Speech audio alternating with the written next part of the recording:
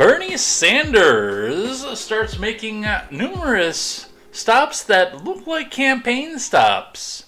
Talking about Beltway nonsense and millions of people living paycheck to paycheck again. Is he running? We'll watch the video and you decide. So we'll see what's happening with that, where this goes, and what happens there. In other news, executive order has now ended. The Department of Education. It is, well, not over because Congress actually has to come out and fully dismantle it, but at the position that we're at right now, it is set to a point where it can barely exist. So we're going to talk about what's happening with this, some of the attacks that are happening with the ending of the Department of Education, and which departments are going to be taking over vital roles from said department. So we'll go over what's happening there, what's going on with that, and what we do with that. An Atlantic writer has told us that the Trump administration has accidentally included him in a group chat message on Signal and revealed a bunch of war plans directly to him. I have a lot of questions. I don't believe a lot of what's happening with this one here, but we'll go over what it is that is being said, some of the reasons that I don't believe any of this, and where we go with that. And the food stamp argument is with us once again. Yes. Now, a large amount of conservative commentators are arguing whether or not soda should be included with food stamps after a Texas state bill has moved to ban sodas, sugary drinks, and some junk foods from food stamps. We'll talk about the bill, we'll talk about the controversy and everything else that's going back and forth with that as well. It is going to be all of this and more over here on Contemporary, back for one more week in the morning. So strap yourselves in, find some coffee, no texting and driving please, even though I do want to see what you guys have to say in the live chat. I want you to be safe so you can continue to watch Contemporary. We'll see you on the other side of the break. And can you, or will you rather, meet me in the middle? Will you meet me in the air? Will you love me just a little, just enough to show you care? Why? Because I am J. Edgar, and this is Contemporary.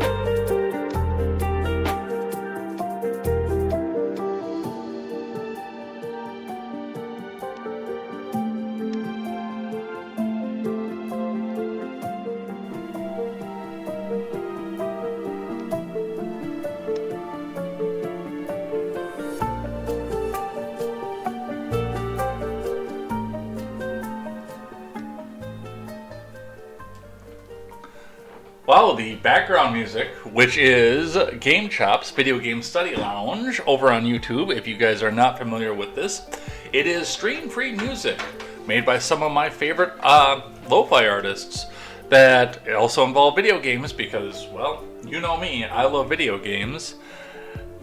And it's copyright free, so we can go back and continue to do this without having to worry about the copyright people coming in and saying, you cannot monetize this stream that you've already non-monetized because, well, I don't want to live under YouTube's thumb. If you do want to support this channel, there is a PayPal. It is not linked in the description right now, but it will be. I think I'm going to put it back in the description after the stream. Yes, after the controversy died down about the whole well, you could get fined for saying misinformation over on PayPal. Even if you're not on any of our PayPal platforms, we'll still go back and fine you. I did disconnect my PayPal. I completely deleted it, got rid of it all. And, well, I needed PayPal for a different thing, a gift card that I got from work. So I said, well, we'll try it. And if they take $500 from me, then I'll take their asses to court. So that is where we are at on that, if you guys want to support that. Otherwise, just logging in over on the Twitch side for a moment and watching a couple of the commercials really helps me out. You can donate directly by using your Amazon Prime account without any money out of pocket from you directly, or you can actually throw us a little bit of money out of pocket. I take donations over on Rumble. A few of you have done this already. This week and next week are going to be the only weeks from here on out that I go 3 days a week. We're doing this to decide whether or not, or I'm sorry, not whether or not, but what days get me the biggest audience coming in. So we're trying this out. We're doing this experiment again. Because of some weather conditions and some stuff happening in my personal life, we couldn't do Wednesday last week, even though we had done it the week before on Wednesday. And I think Wednesday is going to be my day, by the way, because that was a huge day, big audience. I am going to go back to 1 day a week because, well, I've got stuff that goes on in my life. And, I mean, vacations are coming up at this point here. I'd like to go back to 5 days a week, but again, you guys got to pay me. Unfortunately, we got to get some money going on because, well, work sucks, but they pay the bills. Got this nice, brilliant studio, beautiful studio with a house attached to it. I got to make sure that's paid for. So, got to get those donations rolling in if you want to see me go 5 days a week every day. But we'll talk about that later on at some point, of course. We do have a lot of news to go over here today. We've got some Dow news. We'll be talking finance again because after everything was supposedly cratering and collapsing, we're starting to see a lot of upswing again. So we'll talk about that, what's happening with that. We've got the Atlantic article. We've got the Department of Education. We've got shakeup in the Democrat Party. They're like on the cusp of a civil war, which is hilarious. I was going to actually use a Daily Wire article to talk about a civil war with them within the Democratic Party, but then I realized going in that, it's behind a paywall. Because of course it's behind a paywall. Because, hey, why wouldn't it be behind a paywall? But, we're not going to support them. We're not going to do the paywall stuff. So, with that, we do have a lot to go over here today. I do have a funny one towards the end of the main news. It almost went on things I like, things I hate. But I decided with everything that's going around that we're going to put this on the main news instead because Tim Walz said he could kick the butt. And yes, by the way, that's not what Walz said, but I'm trying to keep it clean because a lot of you are taking your kids back and forth to school, even though I think it's spring break right now for a lot of you. But a lot of you are taking your kids back and forth to school or on your morning commute. Otherwise, you got your kids in the car. I'm trying to work as a stand-in for the AM radio. So those funny words that I used to say when it was a late night show, I don't want your kids to learn them from me.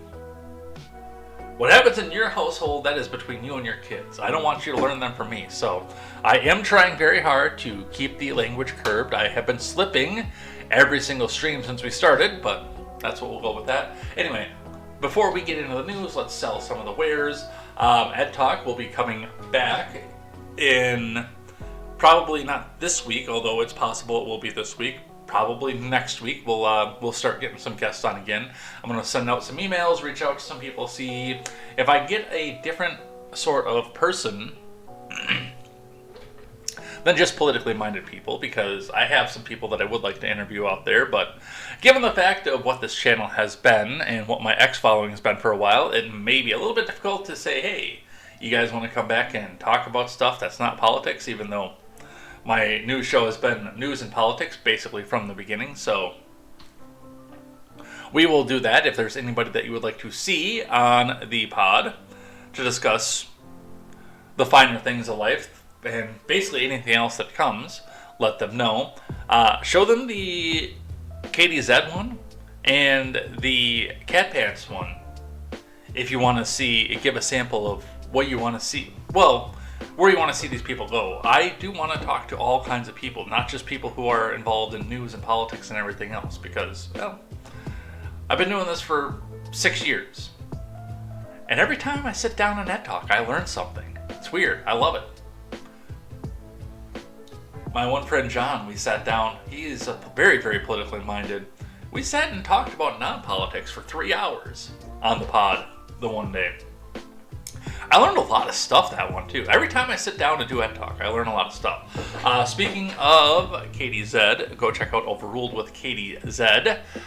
It's a great time out on Sundays and on, I believe, Friday nights as well. Go and check that out. And as I found out on Thursday, we are no longer Daily Ignoramus over on Steven's channel. It is the weekly notice. So go check that out. The inner confines of life definitely do stand in the way of doing news and podcasting unless you are getting paid a large amount of money to do so, Christensen. So, and I can see where people drop down to a week as well, especially for Steven. That guy is a champ. That guy goes 3, 4, 5, 6 hours at a time.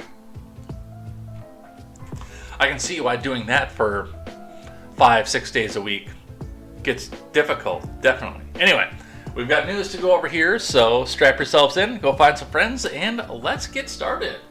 We are going to start today, as we used to, we stopped for a little while, with the Dow Jones. Just kind of talking about what's going on there, because, I mean, we've been told, since Trump came into office, that the Dow has been going off a cliff. Just like lemmings. Whew, off it goes. We're going to tank. We're going to go back down to a 17,000 Dow. Well, it doesn't seem to be the case. In fact, a few things are rising again. There is still a large amount of fear driving the markets. This is not official financial advice. If you want official financial advice, go speak with your financial advisor, somebody who is trained in these things, somebody who knows what's going on and knows your portfolio. That's the important part. Nothing that anybody would say on a podcast is going to affect everybody the same. What is best for your portfolio goes to somebody who knows you and your financial situation. So go and talk to that person. I will give you some generalities because they basically attribute to the economy and how that is going there. And we went up yesterday almost 600 points on the Dow. We are at 42,583 at 32 on the Dow. The reset has happened, so we can't tell you what it went up there, but IBD will tell us that as well. Let's read from there. From Investors Business Daily, Dow Jones Futures rides ahead of housing data. Nvidia falls, Tesla extends gains. From Scott Latonin. Put the Rumble back up here. See who's viewing over there and who's chatting over there. I think Fanning will show up at some point here. Not a lot of chatter going on today, unfortunately.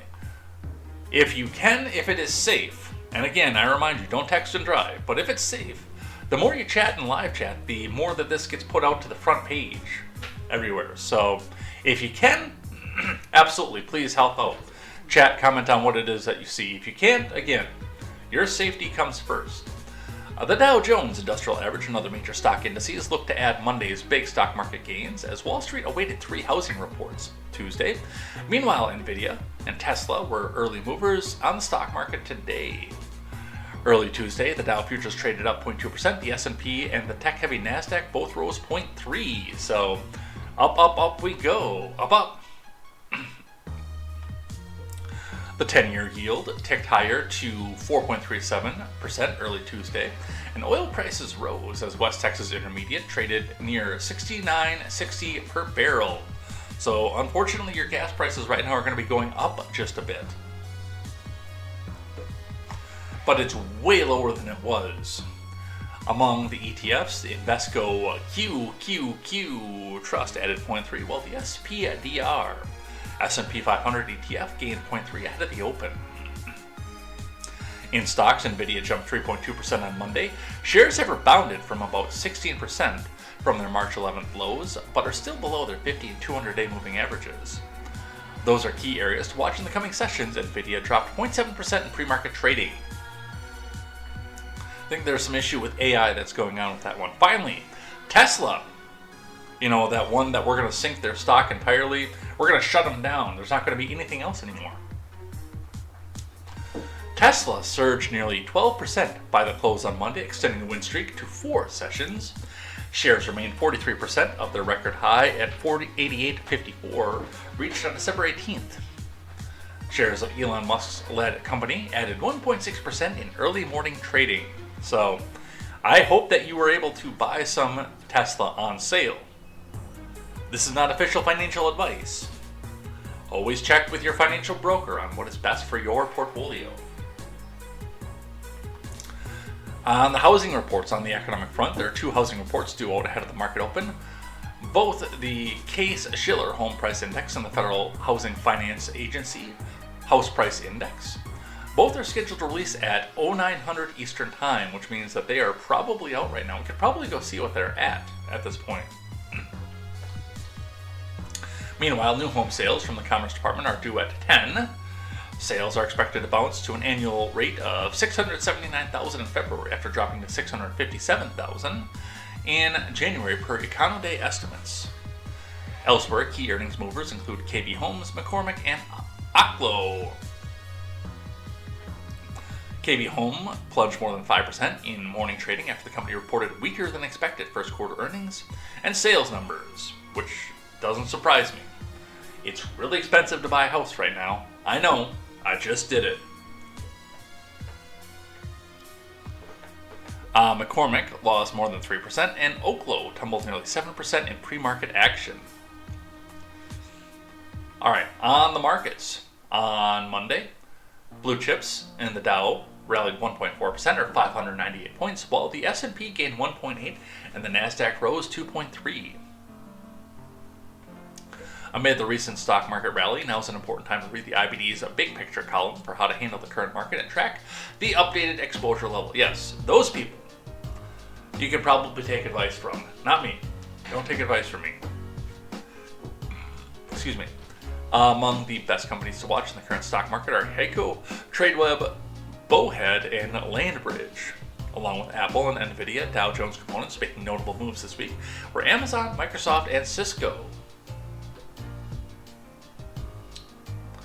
So that is where we are at with that. We don't have any futures today, it looks like. A little bit of futures up at the top, but that's where your markets are sitting at right now. Check with your financial advisor for anything else that goes along with that. Let's go into the main news of the day. We're going to start with some sad news, of course. We know what's coming. We know what happened this week. George Foreman, heavyweight champion, dead at 76. I actually, until 3 days ago, didn't even know Foreman was still alive. I thought he had passed in the mid-10s. This is from Landon Meehan and Jackson Thomas. Heavyweight champion George Foreman has died at the age of 76, his family announced on Friday. Foreman died surrounded by his loved ones, his family said. Our hearts are broken, the family wrote on an Instagram post. With profound sorrow, we announced the passing of our beloved George Edward Foreman Sr., who peacefully departed on March 21st, 2025, surrounded by loved ones. The thing with Foreman, of course, is that there are 4 other George Foremans running around. Yes, 4 sons. All named George. That wasn't a meme either, by the way. He actually did that. A devout preacher, based, a devoted husband, a loving father, and a proud grand and great-grandfather, he lived a life marked with unwavering faith, humility, and purpose. The post continued.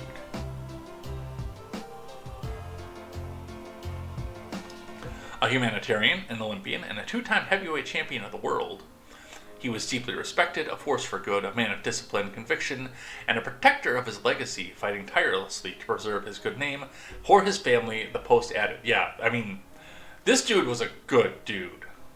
And he had a lot of really, really good market ventures throughout his life as well. Most notably, the Foreman Grill, which I own, a mini one somewhere. I don't know where the heck it is, excuse me. I have no idea where it is, but I do own a Foreman Grill. They're great. I love them. I like grilling the burgers off there. I like seeing the amount of fat that comes off there. Now, when I do keto, of course, the amount of fat that's in there I actually need to keep in the burger because, well, that's where keto guys get their energy from. But I'm doing a 4 on 3 off right now too, so. And it's starting to show some results. I'm happy to say with that. So, but like on a day like today, when I'm going to be eating regular bread sandwiches, I would definitely go back and use that grill and drain some of the stuff off and lean it out and take some of the calories out of it, of course.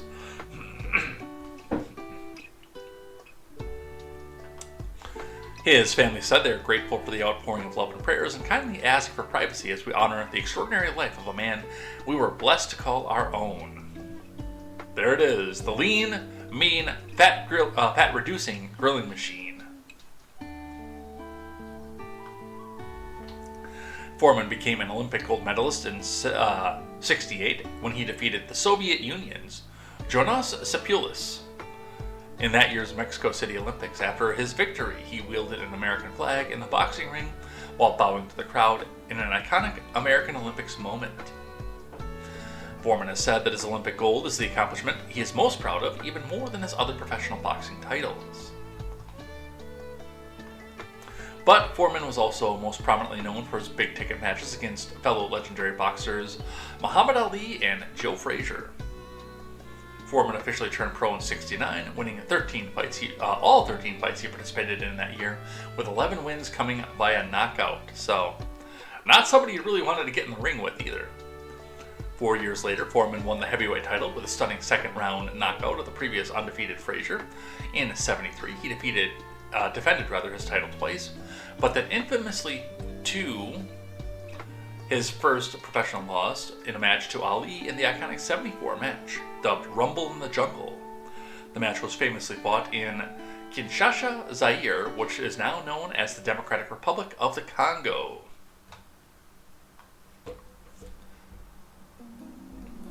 Foreman then retired after a loss to Jimmy Young in '77, but returned to boxing 10 years later after a self-described religious awakening, based, by the way. In his second stint, Foreman went on to win the unified WBA, IBF, and Lineal heavyweight championship titles. Now, I am not a boxing fan, as most of you know. I learned a lot about boxing for the very first time with the Jake Paul-Mike Tyson fight. So, the Lineal, WBA, IBF, I don't know what those terms mean, but what I do know is this guy was a beast. This guy could take whatever anybody threw at him, and it was great. So, great career, great humanitarian, just an all-around great guy. He then retired for good in '97 at the age of 48, with a final record of 76 wins and 68 coming by a knockout and just 5 losses. What a beast.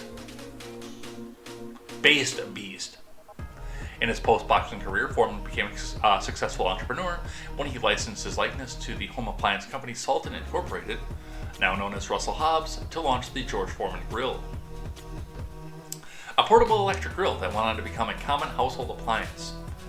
Yeah, I've had 3 of them in my life. All the mini ones again, of course. I've never had a full-size one. Now I've got some room on the counter. We could actually probably get the full-size one, but I've also got a gas grill because propane and propane accessories. The grill was also considered a tool to improve the health quality of food, as it reduced the fat content of hamburgers and other meats by draining away the fat into separate reservoir. So, George Foreman, everybody. A legend. Definitely. Didn't know him so much for the boxing because, like I said, I wasn't into boxing really until the Jake Paul Tyson fight. And I have some interest in it now that I've seen it, now I've seen how it goes and how it's scored. But, yeah, nothing definitely for that for me, but back when I was younger. Alright. Some other news that hopefully did not affect you, but I know that we have one Brit in the Discord, so we may have to reach out and make sure for safety on that there. From the Associated Press, what we know about the fire that brought London's Heathrow to a standstill. from Danica Kirka. You think she says her name like Danica Kirka? You think this is a local associate, or do you think this is somebody from the stateside that's just reporting on Britain? I don't know. Heathrow Airport was up and running Saturday, and airlines worked to clear the backlog after a fire at a nearby electricity substation knocked out power to the Europe's busiest airport. I'm a little surprised, although also not completely surprised that that's the busiest one. I thought that it'd be like somewhere in Germany or the Netherlands, or at this point over by Poland. More centrally located, possibly France or Switzerland. I didn't think Heathrow would be the busiest one. Because it doesn't really connect to a lot of places, other than taking a ferry across the English Channel.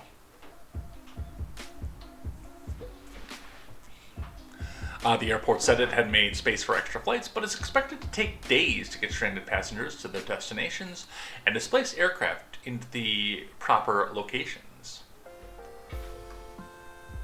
What happened? A fire at an electrical substation in West London, about 2 miles from the airport, cut power to Heathrow late on Thursday. Residents reported an explosion and a fireball just before midnight. The London Fire Brigade. Wait, they actually call that a fire brigade? I thought that was a joke from the Osbournes. I did. And I remember the episode, it was in the second season when they went back to their Malibu house and they tried to light a fire in the fireplace, and it just got smoky because they didn't open the flue. And I mean, they're rich and spoiled at this point. They have no idea what to do with any of this. And Sharon's sitting out here, should we call the fire brigade? I didn't know that was the British term for that. That's wild. Set a transformer holding 25,000 liters, or 5,000 gallons if we're not talking in communist numbers, of cooling oil caught fire, said 10 fire engines and 70 firefighters brought the blaze under control after 7 hours, but isolated hotspots were still alight 24 hours after the fire started.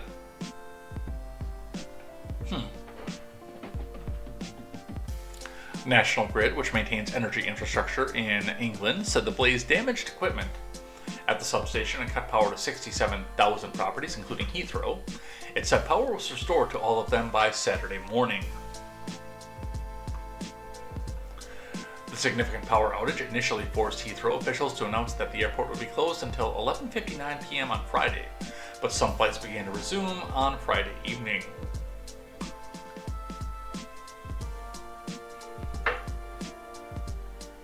No, go away, advertisement. What caused the fire? Officials said there was no suggestion of foul play, but it's still under investigation. The fire brigade said the investigation would focus on the electrical distribution equipment at the substation. Even so, London's Metro Police Service said counter-terrorism detectives were leading the investigation because of the fire's impact on critical national infrastructure.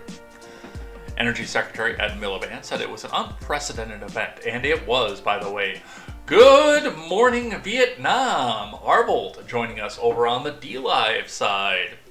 Like I said before, if you're on your commute, no texting and driving. Thank you for the support, definitely.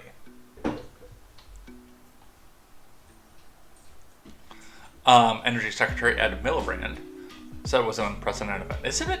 Aren't they ministers in England? Obviously, with any incident like this, we will want to understand why it happened and what, if any, lessons it has for our infrastructure, he told Sky News. So, as of this moment, I will come out and say that I don't think myself that this is going to be any sort of foul play. I mean, accidents happen. They are right to investigate foul play and counterterrorism, like the energy minister said, because of the proximity to Heathrow, because of what it did to travel, and what it did there. But I think that they're going to come up clean for this one. I think this one's going to wind up being an accident. So, we'll see. I don't know if it winds up being terrorism, if we're ever going to know. But that's a question for our media, definitely. But that is what we have for there. We'll do a brief on how Heathrow was affected. The closures disrupted the travel plans of around 200,000 people who were expected to travel through Heathrow on Friday. Heathrow advised passengers not to travel to the airport and to contact their airlines to rebook flights. With all takeoffs and landings canceled, the first impact was on dozens of long-haul flights from North America and Asia that were in the air when the airport was shut down. Some were forced to turn around, while others were diverted to airports around the UK and Europe. Heathrow-bound aircraft landed at Schiphol in Amsterdam. Yeah, they went to Amsterdam. They got the good stuff there. Shannon in Western Ireland. Glasgow, Manchester, Charles de Gaulle in Paris, Lyon, and Frankfurt, among others. About 4,000 tons of cargo were stranded by the closure, according to Anita Mendirata, an aviation and leadership consultant. So, that is what we have on that. Alright, let's talk Bernie, because that's today's title card is, I'm once again asking you for your support. The video from Real Clear Politics to start with today. Senator Bernie Sanders not talking about... Oh, let's do this in Bernie voice. No, we're not talking about Beltway nonsense. We've grown the Progressive Caucus from 5 to 100 members. From Tim Haines.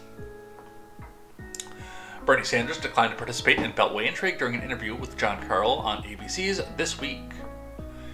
One of the untold stories of what's going on in current American politics is that the House of Representatives, you have dozens of strong, smart, disciplined, hardworking young people in the Progressive Caucus, Sanders said.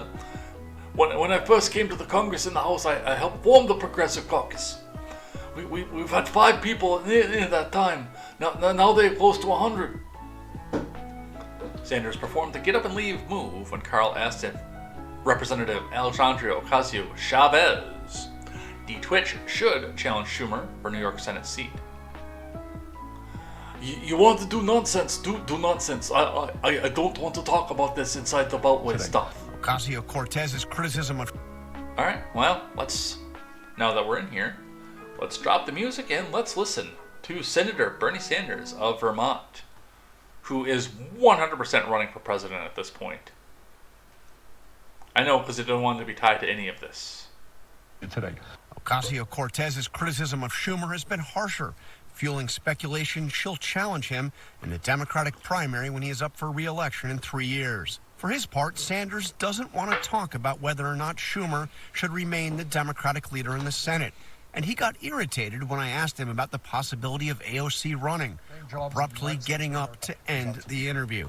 Okay, you're out there with AOC today.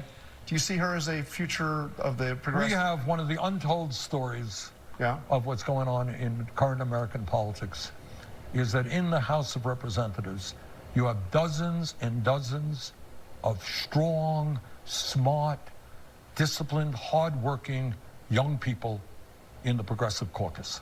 And you know, way back when I first came to the Congress and the House, I helped form the Progressive Caucus. We had 5 people at that time. Now they got close to 100. So you got a whole lot of good people. Alexandra is extraordinary. I am so impressed by her work in Congress and she inspires young people all over the country. Would you like to see her join in the Senate? Right now we have, as I said, just a whole lot of people in the Congress. Okay, Jonathan, thanks. Wait, I got one more. This is important. Well, I asked you. Okay. You want to do nonsense? Do nonsense. No. I don't want to talk about inside the Beltway stuff. I got 32,000 people. I was just asking you about AOC because she was out there with you. No, fine, but I don't want to talk about this. What was the last question? I was just going to ask you one more question about you. I mean, that's all. I was literally your last... What is your question? Well, I mean, it's easier to understand. I mean, I want to ask you about your future. This is the biggest crowd. You said you ran for president twice. This is the biggest crowd you've ever seen. Are we going to see you run again, or what's your future? No, right now, I am very proud that the people of the state of Vermont sent me back to the Senate with 63% of the vote. Right now, I'm Vermont senator. That's what I do, and I'm very happy to do it. I am 83 years of age, and I'm tired. All right, All right, Bernie Sanders doing the walk-off.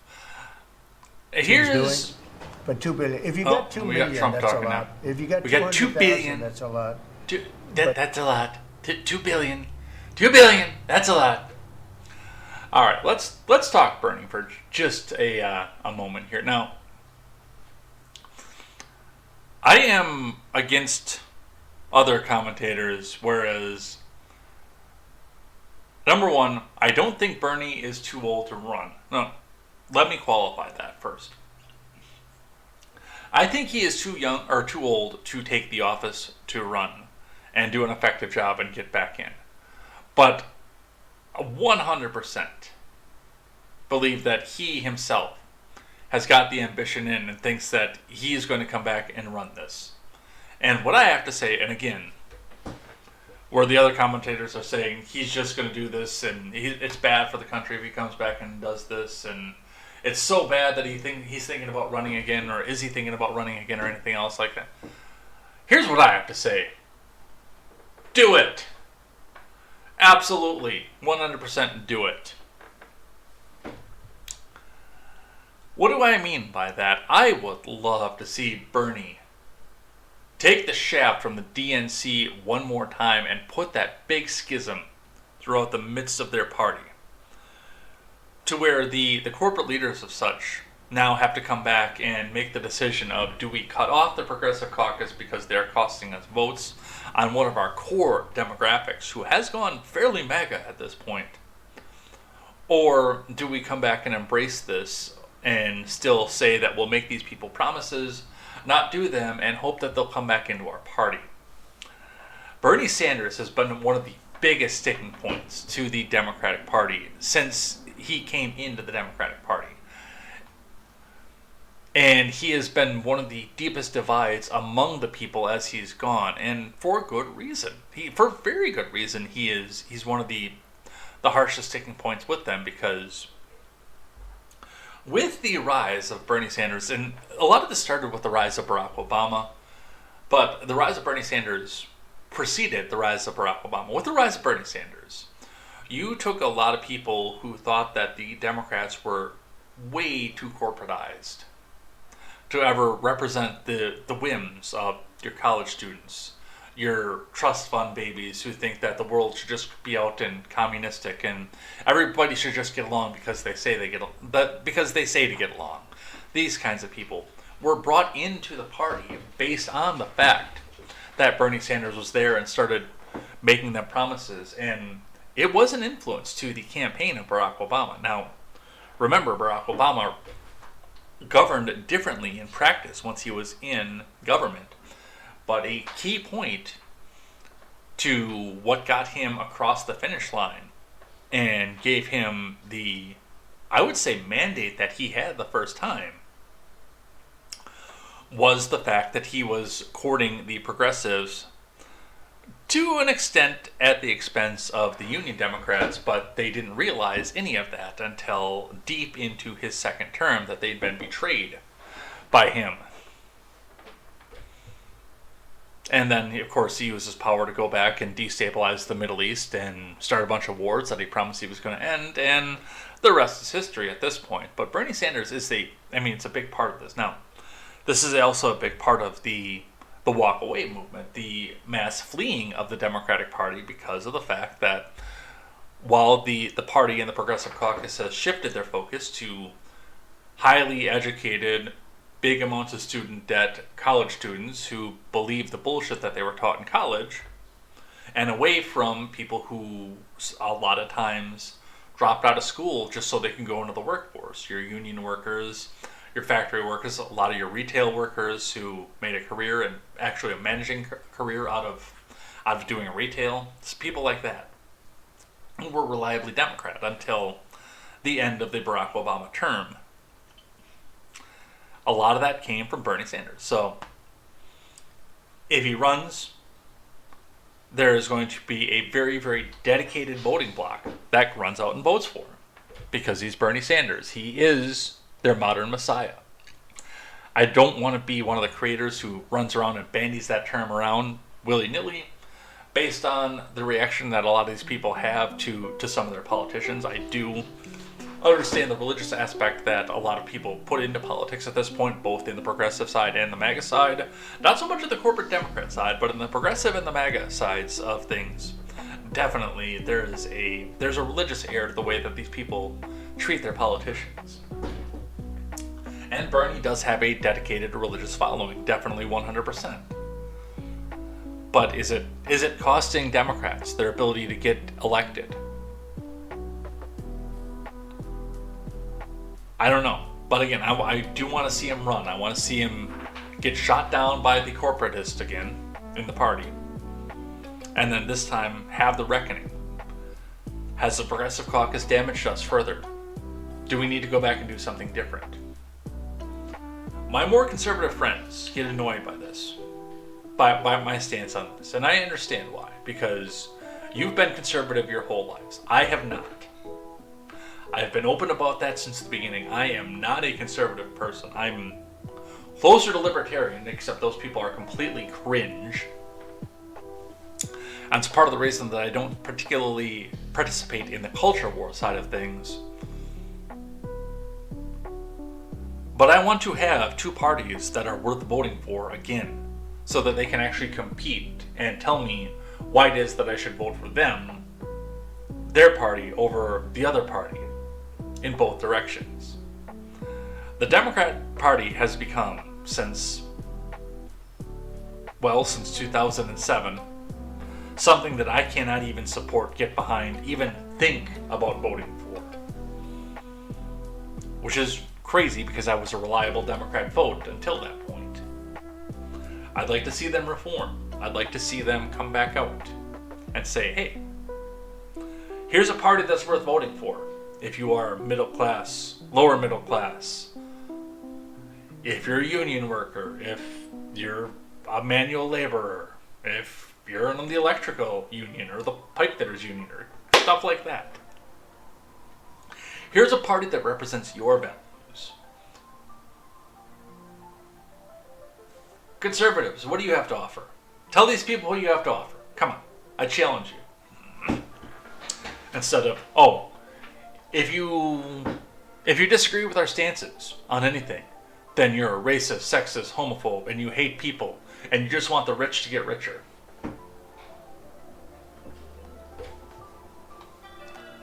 Alright. Anyway, that's what we have going on with that from Real Clear Politics. I've got one other one here that I think is indicating that he's getting ready to run because he's recycling his old campaign talking points as well. Again, Bernie Sanders, the X reads, I asked 3,200 people in Vegas what it's like living paycheck to paycheck, paying off a credit card with 20% interest rates. Because price controls have fixed things historically in life. I can't afford college. Whether to pay for medication or pay your rent. No one should have to deal with these issues in a country as rich as ours. The richest country in the world. Alright, let's listen. Now here's something that we don't talk about too much. What does it mean? What does it mean to live paycheck to paycheck? Tell me. What does it mean? Robbing Peter to pay Paul. But yes. Going without. Yes. Knowing how to pay your credit card when interest rates are 20% if you're delinquent, right? Yes, ma'am. How to put one's kids through college. Yes. Wanting to buy a house. How are you going to ever figure that one out? Yes, sir. Whether or not you're going to buy your prescription drugs or do you pay your rent? Yes, sir. Going hungry in America. Way in the back there, yeah. Wanting to go to college, not having the money to do that, yeah. Yes, ma'am. Every day to pay your rent. Okay, stress every day to pay the rent. That's what it's about. What doctors will tell you, it's not a new medical fact, is that when you live under stress every day, trying to figure out how you're going to feed your kids, how you're going to pay the rent, how you deal with a boss who is not very pleasant. Right, dealing with Trump, all right. All of that stress has an That part right there, that's where it's telling me he's going to go run again.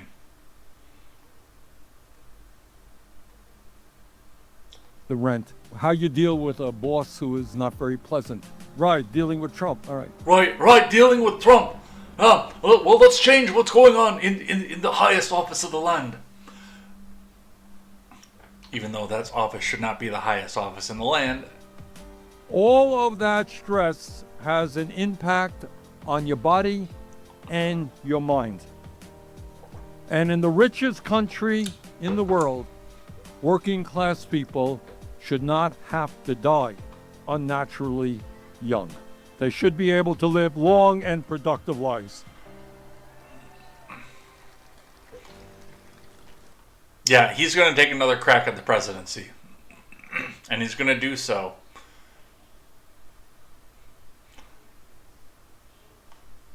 This person reacting with the stop with the free healthcare scam. That's not free, and we know it's not free. Anybody with half a brain knows it's not free. Alright. Join the movement. Friends of Bernie Sanders. Alright, speaking of the divide in the Democratic Party, from the Daily Wire, Democrat disarray, Schumer gets squeezed while AOC leads, from Daniel Chayton. AOC is an AstroTurf, by the way. Senate Minority Leader Chuck U. Schumer faces growing scrutiny as Democrats and their allies debate whether he should step down. The controversy stems from his decision earlier this month not to obstruct the Republican stopgap bill, which aimed to prevent a partial government shutdown, a move that has unsettled Democrat Party's base. On ABC's This Week, Bernie Sanders, more Bernie news, nearly walked out of an interview when asked by co-anchor Jonathan Carter, no, this is the same one, by the way, whether he would like to see AOC join him in the Senate. This followed CNN reporting that occasional Chavez was being urged to consider a primary against Schumer. Sanders and Chavez just appeared together for a rally in Denver. Let's see. Schumer defended himself during an appearance on NBC's Meet the Depressed.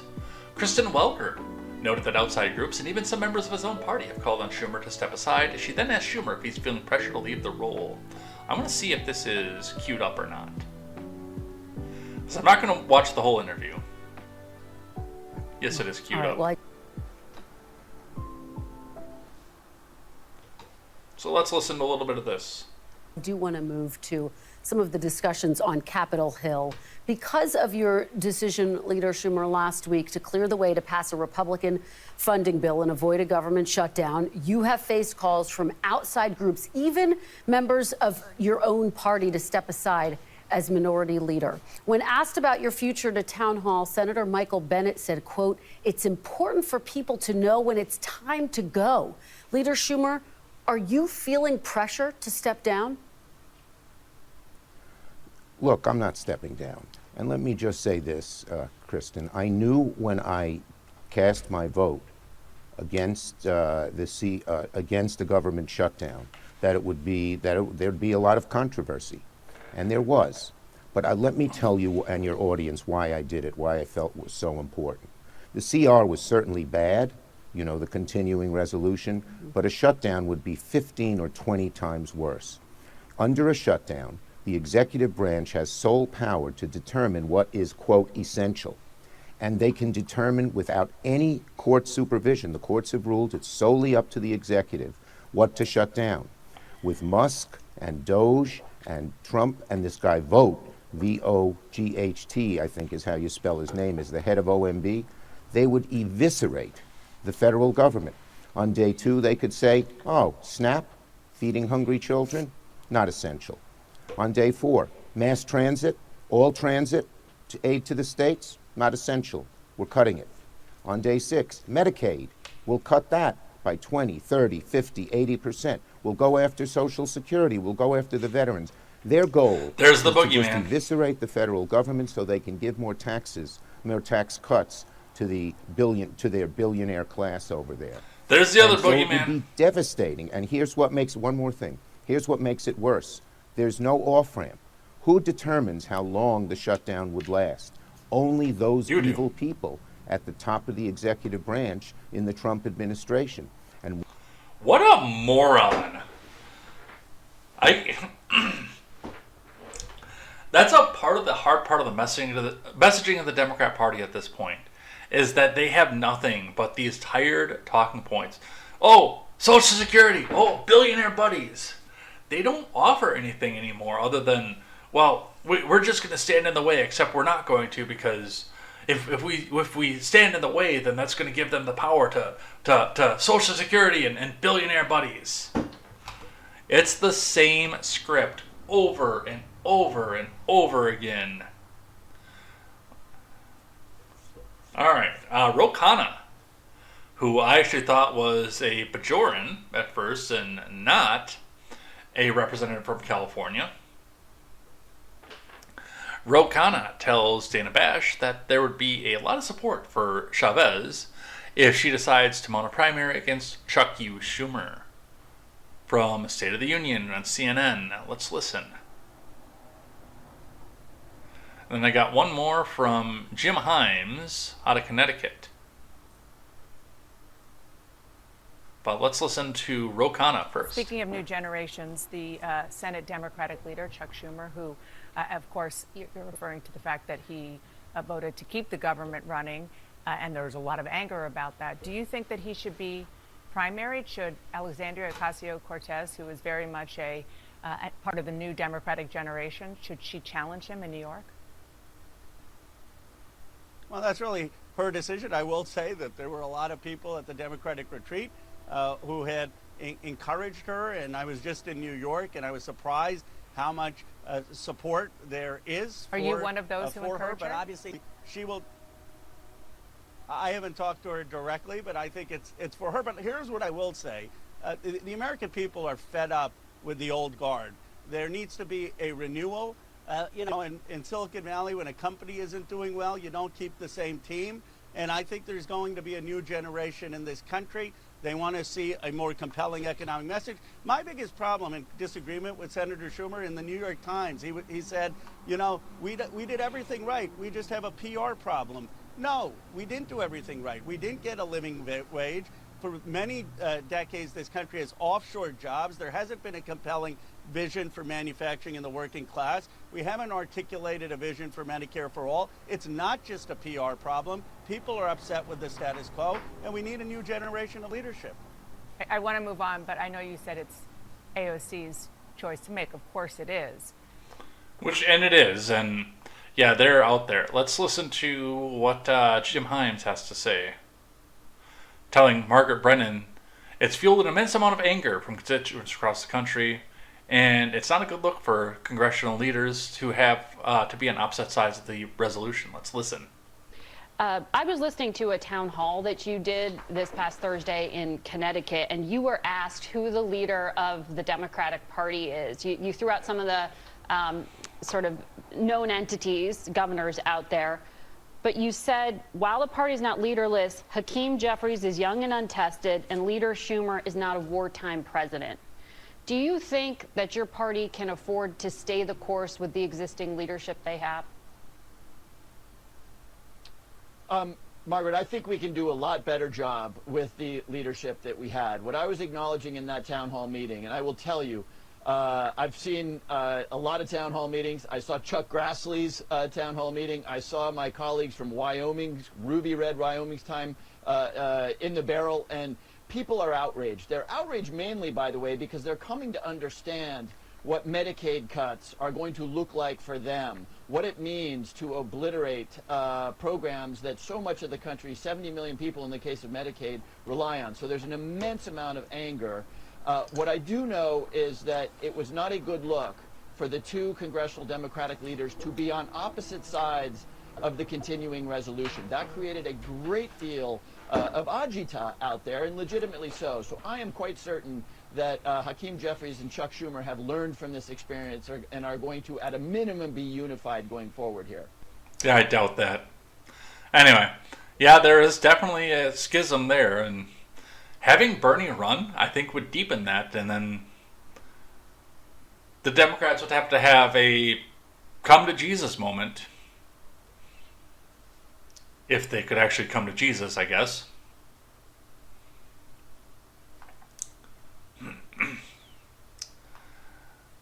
and figure out whether they're going to continue to try to be the party of the middle class or the party of the progressives. Because those two things cannot exist concurrently.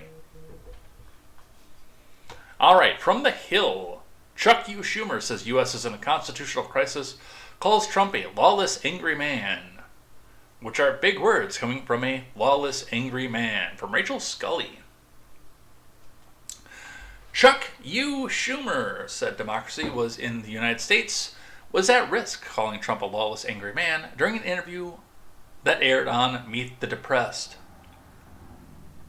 When asked by Kristen Welker whether he believes the U.S. is in a constitutional crisis, Schumer says he does. Democracy is at risk. Look, Donald Trump is a lawless, angry man. He thinks he should be king. No, he's done nothing to push that forward. He thinks he should just do whatever he wants, regardless of the law. He thinks that judges should just listen to him. Schumer was referring to Trump's recent attacks against District Court Judge James Boasberg, who ordered the Trump admin to turn around flights carrying alleged Venezuelan gang members. The president later called for the impeachment of Boasberg amid outrage on the right over the judge's ruling. Now we have to fight that back in every single way. And we actually have over 100 cases in the courts where we've had a very good record of success. So Donald Trump, infuriated by that success, because we judge shop for people who we knew were going to go through and do exactly what we wanted them to do, said judges should be impeached. When asked whether he believed Trump's statement saying he would not defy a court order, Schumer responded, he doesn't trust him. We have to watch him like a hawk, which you should be doing to any elected official to begin with. Defying court orders is why our democracy is at risk. Never mind all the times that Joe Biden did that, or the people who were controlling his strings. And we'll have to do everything to fight back in that regard. So, there you go. Constitutional crisis.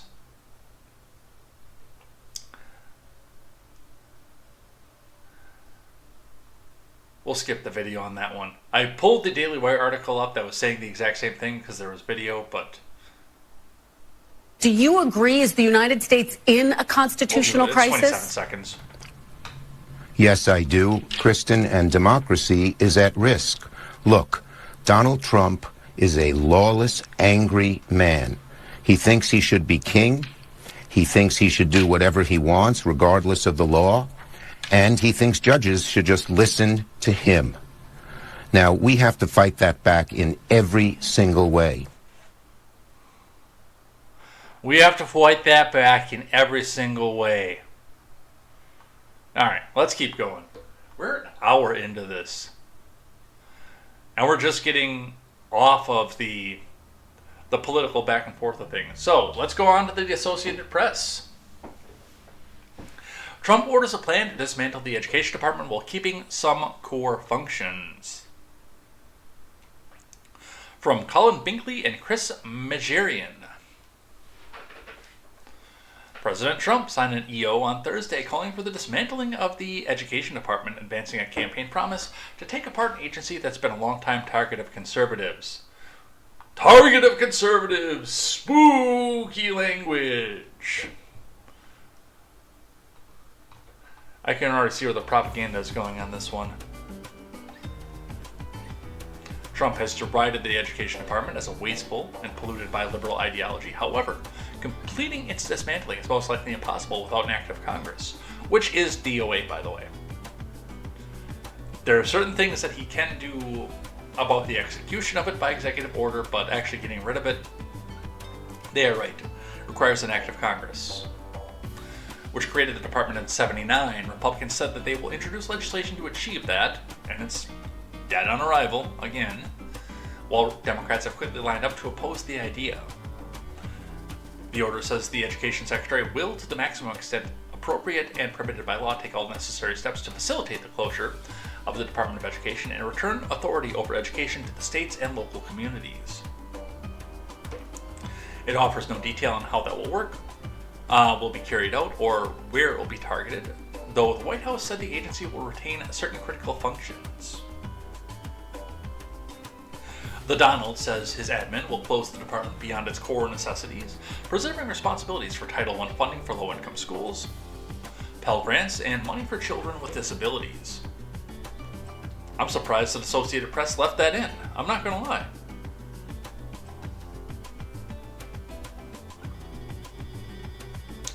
The White House said earlier Thursday the department will continue to manage federal student loans, but the order appears to say the opposite. It says the Education Department doesn't have the staff to oversee its $1.6 trillion loan portfolio and must return bank functions to an entity equipped to serve American students. Which, and spoiler alert, and we do have an article that says where a lot of this is going to be going. Looks like a lot of that's going to be going to the Department of the Treasury. At a signing ceremony, Trump blamed the department for America's lagging academic performance and said states will do a better job. It's doing us no good, he said. The surprising, and I talked about this last Thursday when we were first talking about this happening. The most surprising part of this to me is this was the progressive and even the corporate Democrat position in 2006.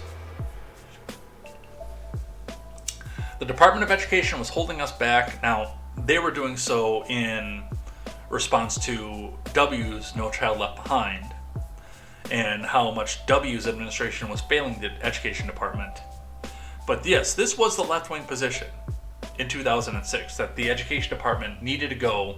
It was horrible, and it was making sure that people in red states were on the same par as people in rich, elite blue states. We were wasting money on this, on states that didn't care about anything, so we needed to dismantle the department. Let the children be left behind. Things like that.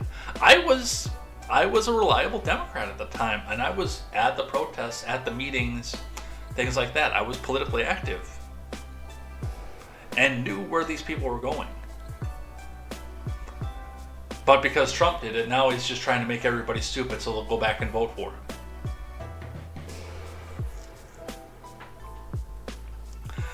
I've had mixed feelings about the Department of Education shutdown. Now, if, like you're saying, a lot of the core functions will be divvied out to other departments, I'm more okay with it. I've always been a local government guy to begin with. I would rather... My position on things, like, especially things that affect us directly, is that if there are laws that are being made that affect us directly, we should be able to go in and see the people who are making the laws, the rules, etc., while they're in the grocery store and say, what the F? Hey man, why'd you change that policy over in the local school board? Do you hate our kids? What's going on with that? Do we need to go back behind the grocery store and have a conversation about this? That kind of thing. I do not advocate for violence against politicians, FBI man. But that's the kind of idea, though, too, is, we can confront these people. Whereas the bureaucrats in the Department of Education, some of them who've never lived off the Beltway, are trying to make decisions on what happens in Wyoming on education. They have no idea what life is like in Wyoming and what the needs are for Wyoming students. They're trying to push the standards of Virginia onto North Dakota.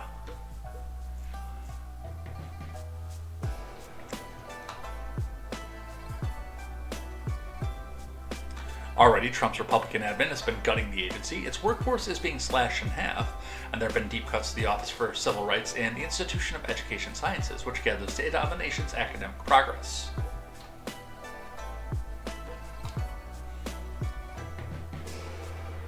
That actually is a service, maybe not as an institute, but a service I would like to see, gathering data on the nation's academic progress. But, and again, for me, that's going to be more of a comparison. So when you put the states that are lagging on blast, then they either do something better or people start leaving those states.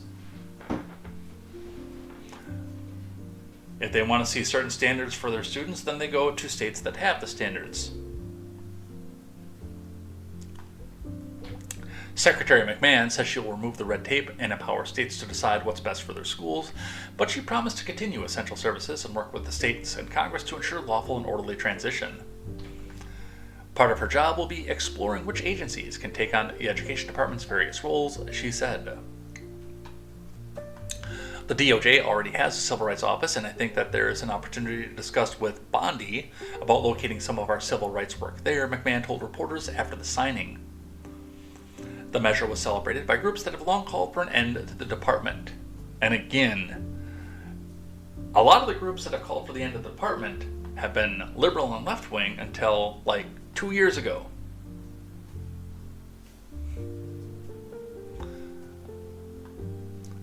Some of the pushback, the teachers union, for obvious reasons, and the NAACP sue over Trump order to dismantle Education Department.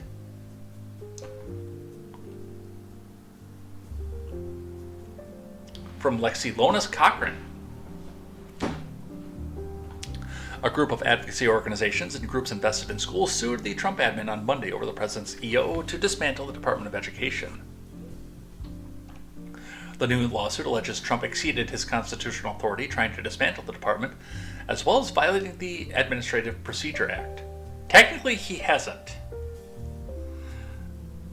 Now, I don't know enough about the second part, the Administrative Procedure Act, to say that he hasn't violated that, but his authority, his constitutional authority, no, he has not exceeded that. Congress organizes and says, we will have this department. The executive branch decides how the law will be executed. So he is within his constitutional authority to do so. A very famous recent example that would be on the similar plane is that Congress has laws about immigration and how to do immigration, deportations, due process for deportations, etc. And then the Obama administration famously did an executive order to choose not to follow those laws, to choose not to enforce them. This is in the same vein. Congress says we have to have an education department, but the executive branch decides how it gets used, essentially. Taken together,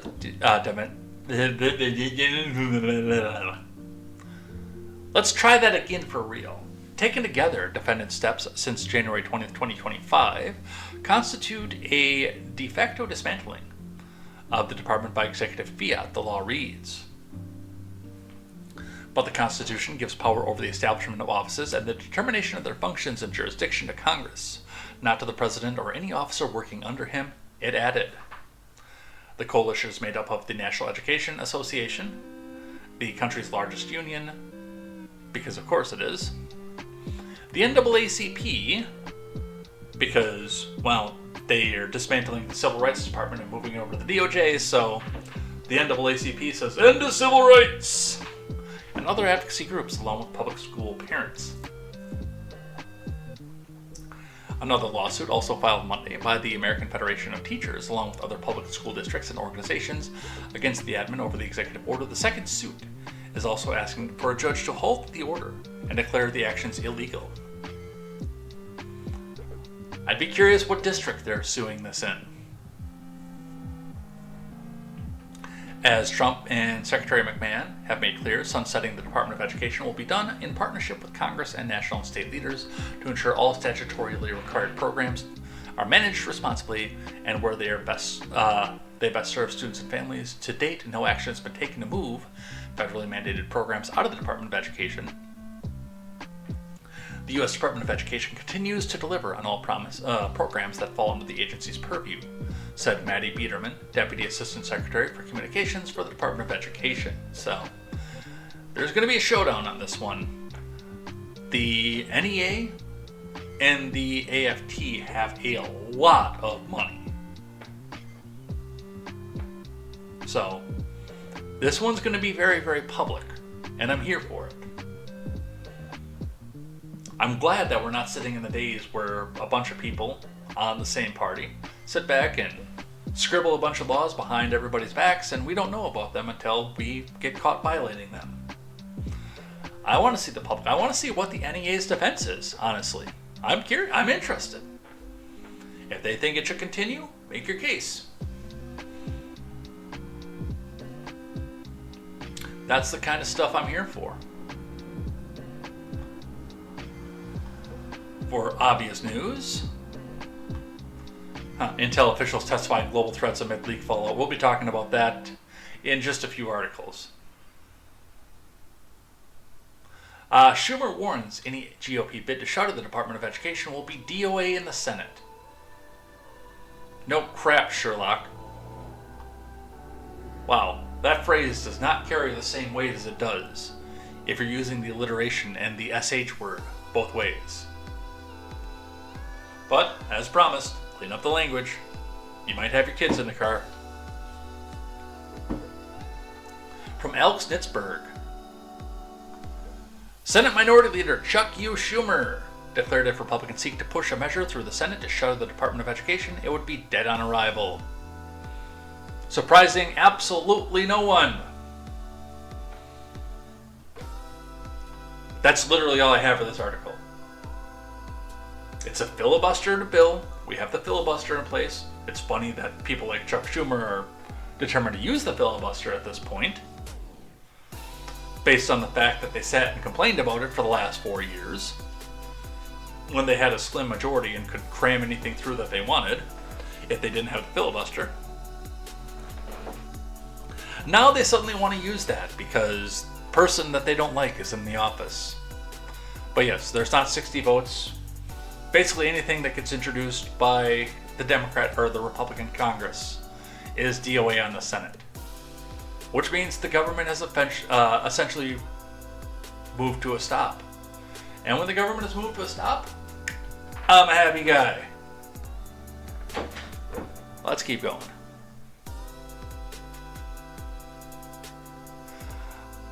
So one of the posts, and I didn't include it on the stack for the day, but one of the posts that's been going around is there are a few people have been doing it who've said, well, if the education department is gone, that means that you don't have to pay back your student loans. That is false, by the way. Do continue to pay your student loans. For whatever liberals come back and hate watch this channel later on. This is, I don't usually give financial advice, and I don't usually say, I'll usually say this is not official financial advice. This is official financial advice from somebody who has had his credit beat up before, partially in part because of student loans that at the time could not be paid. It wasn't for non-willingness. It was for non-available funds. You will destroy your prospects for home ownership, business startup, auto loan in the future, things like that. Do pay your student loans. Do not stop because some influencer on X or Blue Sky or Instagram told you not to because the education department is shuttered. You will regret this. Again, from somebody who has been in the boat before. You will regret this. That is official financial advice.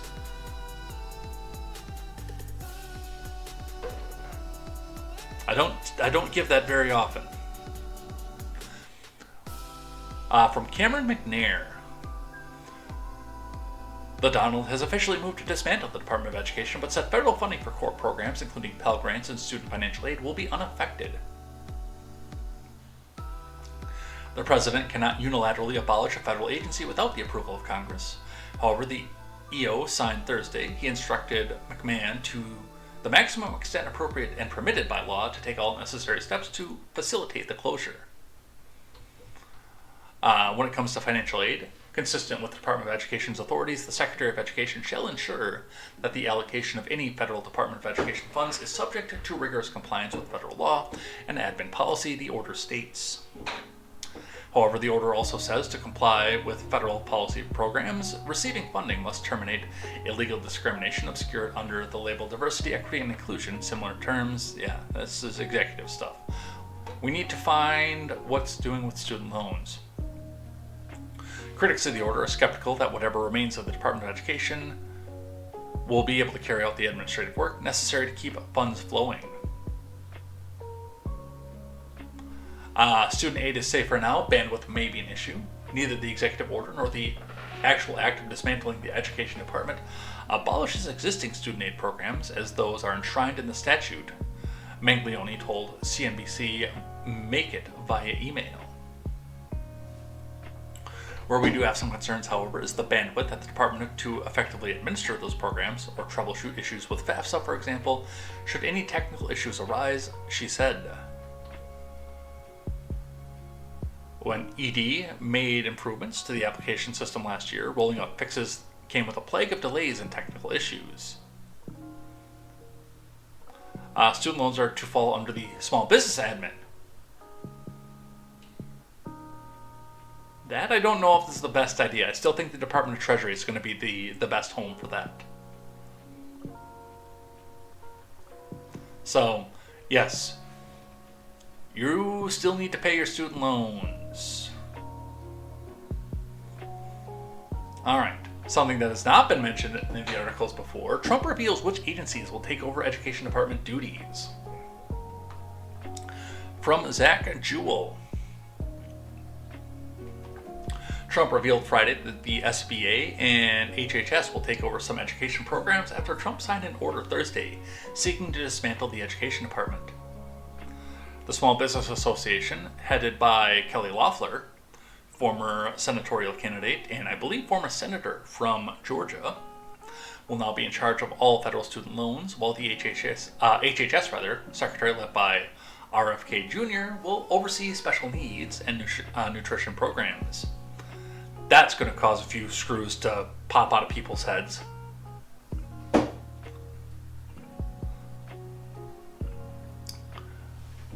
We have a student loan portfolio that's very large, lots of loans, tens of thousands of loans, pretty complicated deal, and that's coming out of the Department of Education. I'd be remiss to think that we've got to be close to 1 million student loans out there at this point. I don't know what the actual number is out there, but we got to be close to 1 million. The number of people who've been pressured to go to college over the years, even when they didn't need to, the number of people who've needed the financial aid, it's got to be close, if it's not there already. Let's watch. SBA, the Small Business Administration, headed by Kelly Loeffler, is a terrific person, will handle all of the student loan portfolio. We have a portfolio that's very large, lots of loans, tens of thousands of loans, pretty complicated deal. And that's coming out of the Department of Education. I don't know where the SBA is the authoritative measure on this. And like I said, I thought Treasury Department would be the proper place for that. I've decided that the SBA, the Small Business Administration, headed by Kelly Loeffler, is a terrific person, will handle all of the student loan portfolio. We have a portfolio that's very large, lots of loans, tens of thousands of loans, pretty complicated deal. And that's coming out of the Department of Education immediately, and it's going to be headed up by Kelly Loeffler at SBA, and they're all set for it. They're waiting for it. It'll be serviced much better than it has in the past. It's been a mess. And also, Bobby Kennedy, the Health and Human Services, will be handling special needs and all of the nutrition programs and everything else. Rather complex, but that's going to be headed by and handled by Health and Human Services. So I think that'll work out very well. Those two elements will be taken out of the Department of Education, and then all we have to do is get the students to get guidance from the people that love them and cherish them, including their parents, by the way, who will be totally involved in their education, along with the boards and the governors and the states. And it's going to be a great situation. So, yeah, that's happening.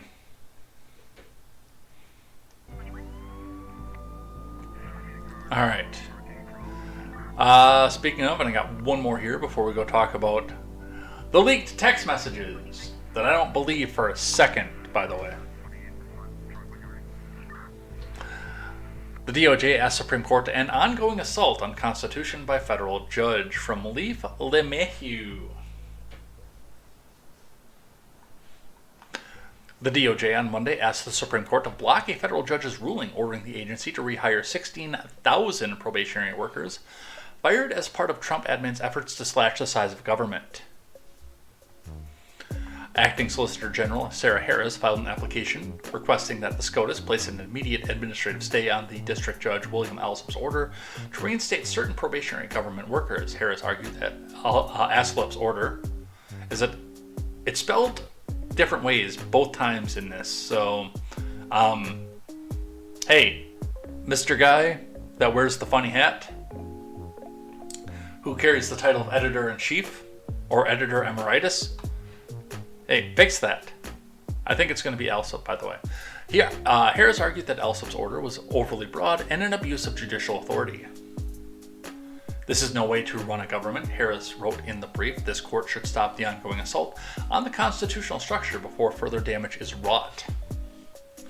Earlier this month, Alsop said the probationary employees let go by the Trump admin at the Department of Veterans Affairs, Agriculture, Defense, Energy, Interior, and Treasury should be rehired after suits from a number of government unions, like the American Federation of Government Employees and nonprofits like the Coalition to Protect America's National Parks.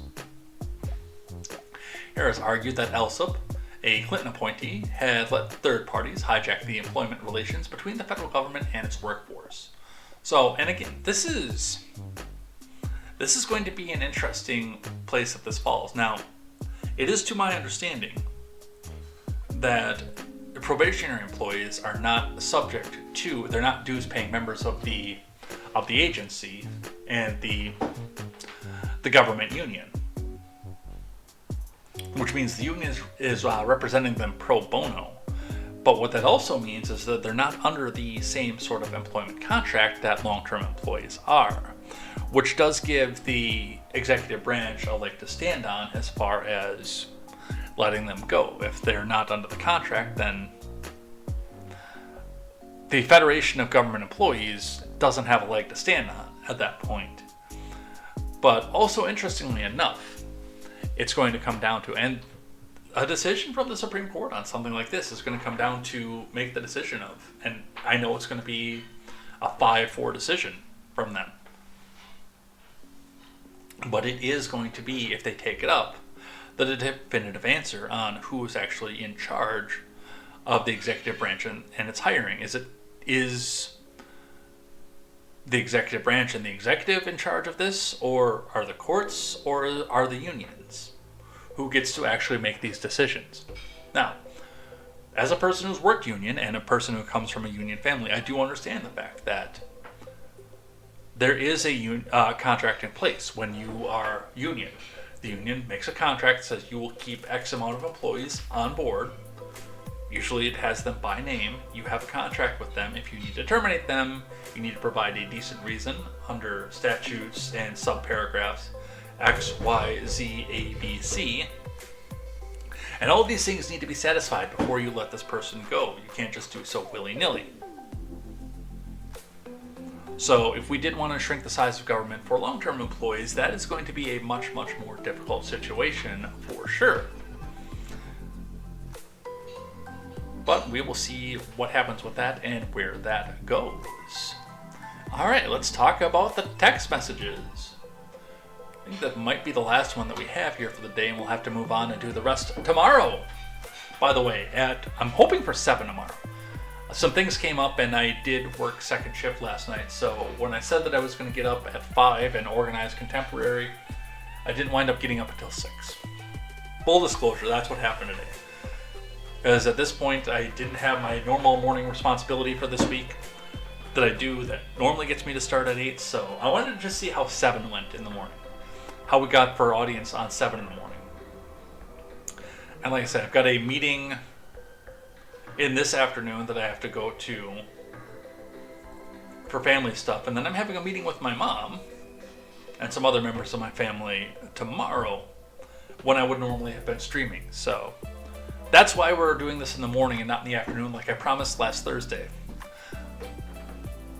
Alright, let's talk about the Atlantic.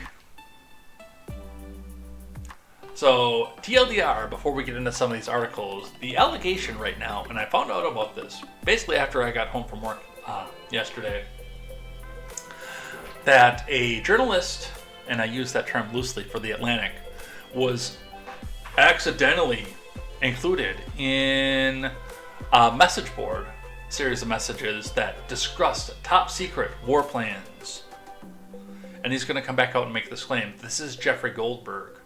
We'll read from this, and then I'll tell you where my problems are with this after I started actually digging into this morning and figuring out what's going on with it. From The Atlantic, the Trump admin accidentally texted me its war plans, from Jeffrey Goldberg.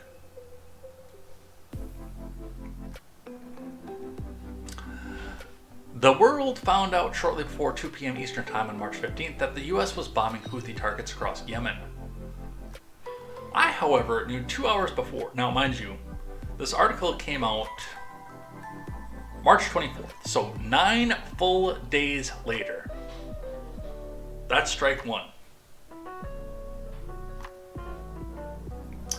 I, however, knew 2 hours before the first bombs exploded that the attack might be coming. The reason I knew this is that Hegseth, the Secretary of Defense, had texted me the war plan at 11:44 a.m.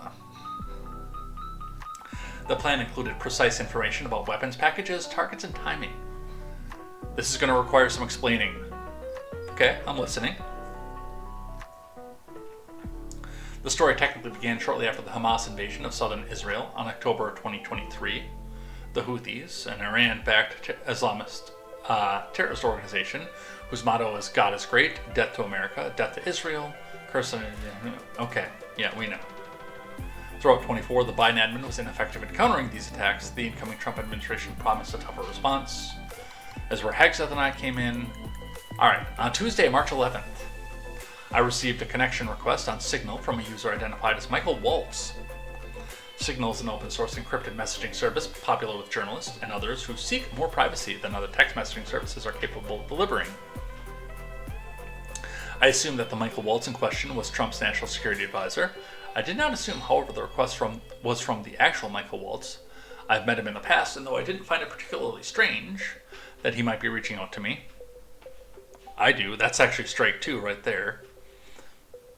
I did think it was someone unusual given the Trump admin's contentious relationship with the journalists and Trump's periodic fixation on me specifically. We'll go into that too. It immediately crossed my mind that someone could be masquerading as Waltz in order to somehow entrap me. It's not at all uncommon these days for nefarious actors to try to induce journalists to share information that could be used against them. Except for the connection request, 2 days later, Thursday at 4:28 p.m., I received a notice that I was to be included in a Signal chat group. It was called the Houthi PC Small Group. A message to the group from Michael Waltz reads as follows: Team, establishing principles group for coordination on Houthis, particularly for over the next 72 hours.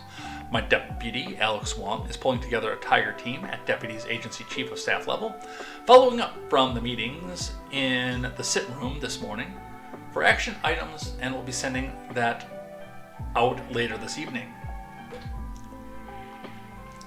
The message continued: please provide the best staff POC from your team for us to coordinate with over the next couple days and over the weekend. Thanks. The term Principals Committee generally refers to a group of senior-most national security officials, including the Secretaries of Defense, State, and the Treasury, as well as the Director of the CIA. It should go without saying, but I'll say it anyway, that I've never been invited to the White House Principals Committee meeting. That's strike three right there. And that, in my many years of reporting on national security matters, I've never heard of one being convened over a commercial messaging app. That's strike four. 1 minute later, a person identified only as MAR, Secretary of State Marco Anthony Rubio, wrote, Mike Needham for State, apparently designated the current counselor of the State Department as his representative. At the same time, Signal user identified as JD Vance wrote Andy Baker for VP. 1 minute after that, TG, presumably Tulsi Gabbard, the Director of National Intelligence, or someone masquerading as her, wrote Joe Kent for DNI. 9 minutes later, Scott B, apparently Scott Bessent, Treasury Secretary, or someone spoofing his identity, wrote, Dan Katz for Treasury, blah, blah, blah, blah, blah. So we've got all the official names.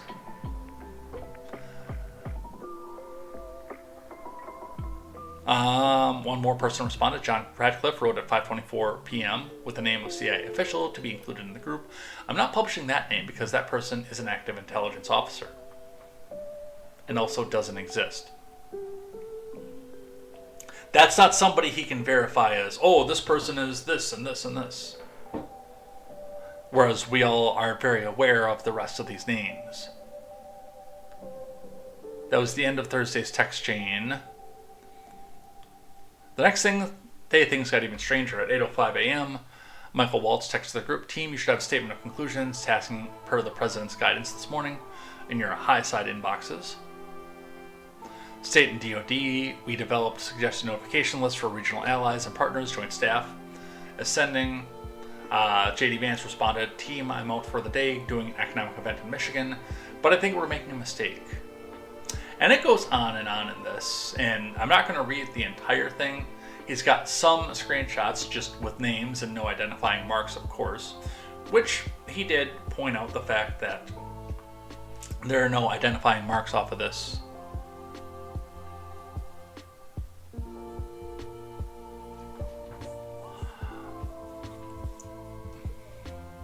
It was the next morning, March 15th, the story became truly bizarre. At 11:44 a.m., the account labeled Pete Hegseth posted in a signal, a team update. I will not quote from this update, because you can't, or from certain other subsequent texts. The information contained in them, if they had been read by an adversary of the U.S., could conceivably have been used to harm American military and intelligence personnel, particularly in the broader Middle East. Central Command's area of responsibility. What I will say is, in order to illustrate the shocking recklessness of the signal conversations, is that Hegseth's post contained operational details of forthcoming strikes on Yemen, including information about targets, weapons in the U.S. would be deploying, and attack sequencing. So that's as far as I'm going to go in this. I am going to put this archive in the Discord right now in articles. If you'd like to go back and read it in full, I have already read it in full once, top to bottom. Kaboom. There you go. The archive link, if you want to do so. Let me actually, because it won't auto-populate in there either.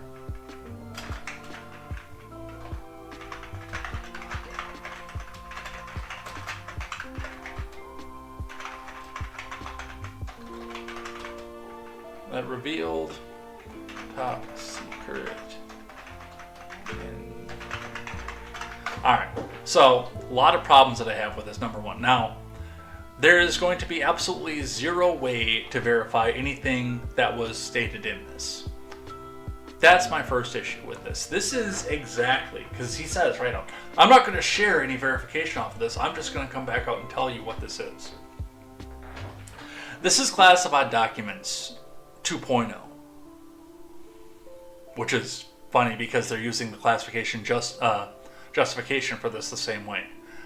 This is Classified Documents Gate 2.0. A little experiment, if any of the progressives still remember, by the way, that they were mad at Trump about the classified documents that were supposedly found at the Mar-a-Lago, then ask them to show you a PDF of the document that hurt their feelings.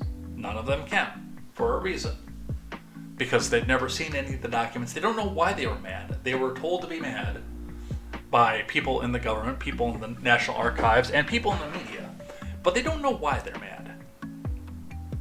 Now, I was told, under very, very, very high authority, that the documents that were released contained national nuclear secrets about our weapons arsenal. And I'm just supposed to trust the person who's putting that information out. And, as I pointed out on numerous occasions with this, nobody who is telling you that you should hate Trump over the fact that those documents were taken to the Mar-a-Lago has ever seen one of the offending documents. Well, we can't put that out because it's got top secret information. You can never see it. Just trust the cover sheet that there's top secret information behind there. And then they'll show the photo of all the things laid out on the floor with the cover photos over them. But again, you, person who is supposed to be outraged over this, never ever get to see these documents. This is the exact same thing and the exact same issue that I have with something like this, is the fact that, number one, this came out 9 days later. I really honestly feel like if somebody like this had the goods, then this would have actually come out the day that this was coming. The day that we were having an issue with this, he would have come out and dropped these documents and said, hey, we're about to attack the Houthis. Hey, look, we're having this problem, and the evil Trump administration accidentally put me into a Signal chat. Second problem that I have with this, the biggest one that I have with this is Jeffrey Goldberg. This is Suckers and Losers guy. This is the person who perpetrated the Suckers and Losers hoax that he swears happened because he was told that it happened by reliable sources that he can't name. But nobody who was actually in at the conversation heard it happen. And several people who were in on the specific conversation that Goldberg talked about were involved actually in the conversation. We're actually there. Goldberg is hearing this on hearsay. I don't believe a word of this article. I've already seen some of the paid chills come out and say, and I'd like to see some of these top secret documents that this person apparently, allegedly was able to get over the Signal app. But we're never going to see them because it would be too dangerous to put it out, even though the attack already happened.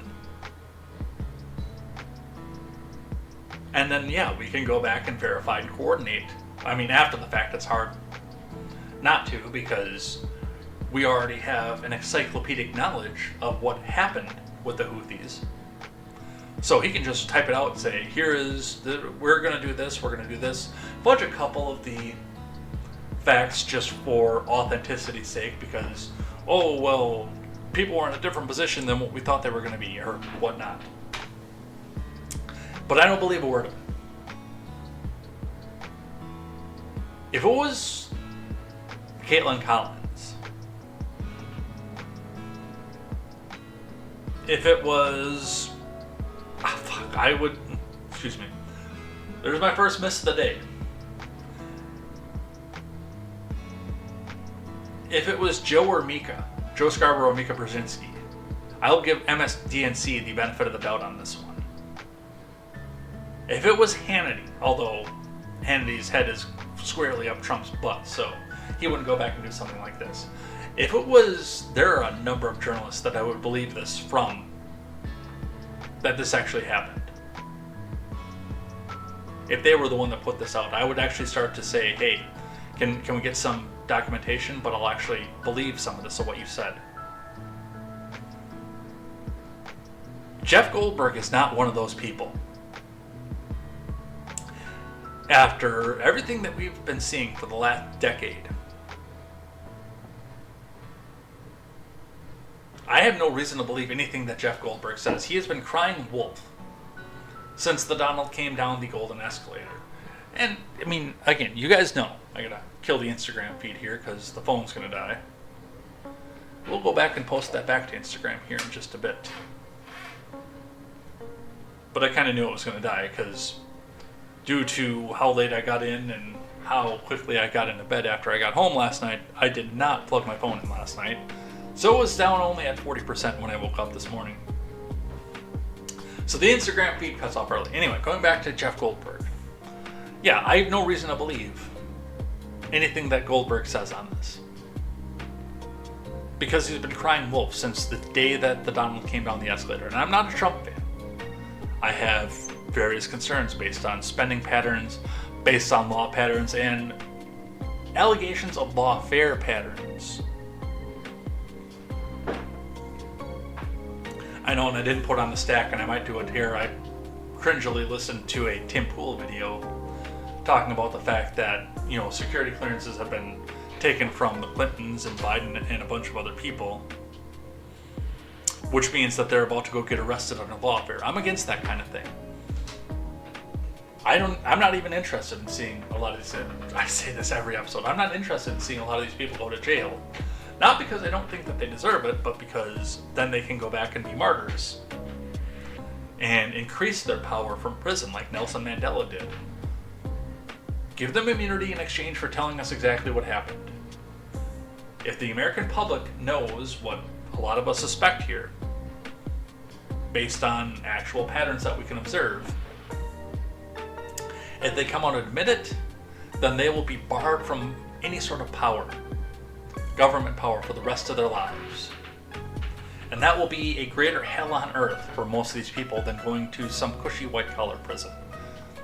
Alright, let's finish out this topic and then we will go on to things I like, things I hate, and head out of here for the morning. Partially because, well, I'm hungry.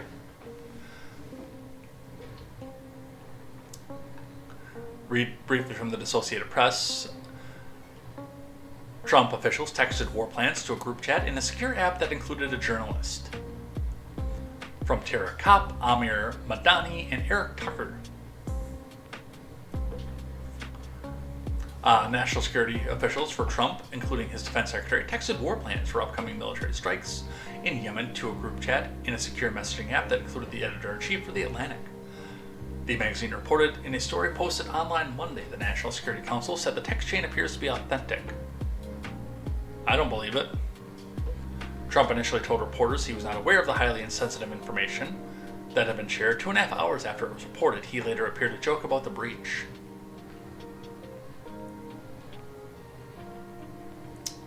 It was not immediately clear if the specifics in the military operation were classified, but they often are, and at least are kept secure to protect service members.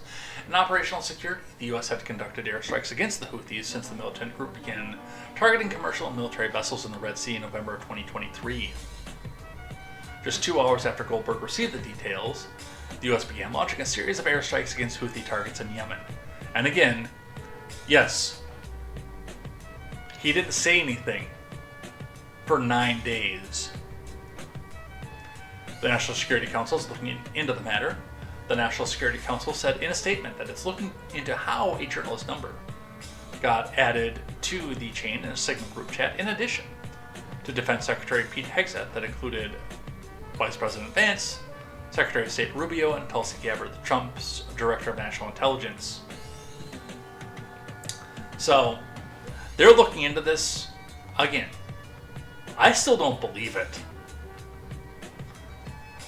The only other thing that I would be able to think of as to why and how this happened is that the admin was looking for leaks somewhere, so they're putting information out at some point.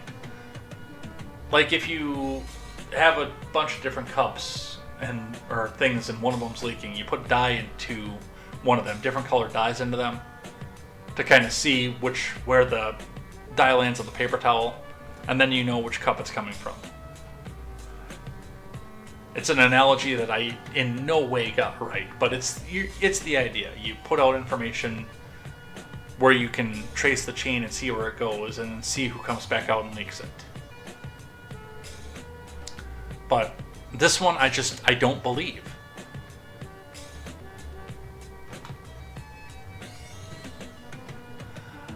One of the pushbacks, and this is actually the reason that I know when I went back and looked into this, that this is the Suckers and Losers guy. Tony Kinnett X'd out and said, I read the Atlantic article and Signal messages twice, top to bottom. Most of those on social media, ringing alarm bells and repeating talking points, have not.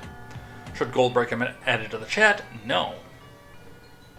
Did Goldberg gain access to secret information? Kind of. He found out we'd strike the Houthis nearly 2 hours early, which honestly I still don't believe. What Goldberg and the Atlantic are calling top secret war plans is a massive embellishment. Any butter bar fresh out of the ROTC could tell you that these aren't war plans. So we have that. This makes no sense. Also never talked to Jeffrey Goldberg about anything. Two things can be true at once. Would adding Goldberg accidentally be an obvious mistake? Yes, duh. Is this the mountain of top secret plans Goldberg claims? Not even close. But yes, as many people also in this text thread have pointed out, yes, this is the Suckers and Losers guy. So, there we go. Hegseth made a reaction to this one. We'll listen to Hegseth's reactions and we'll call it a day. Well, we'll do things I like and things that I hate, and then we'll call it a day. Because I'm hungry.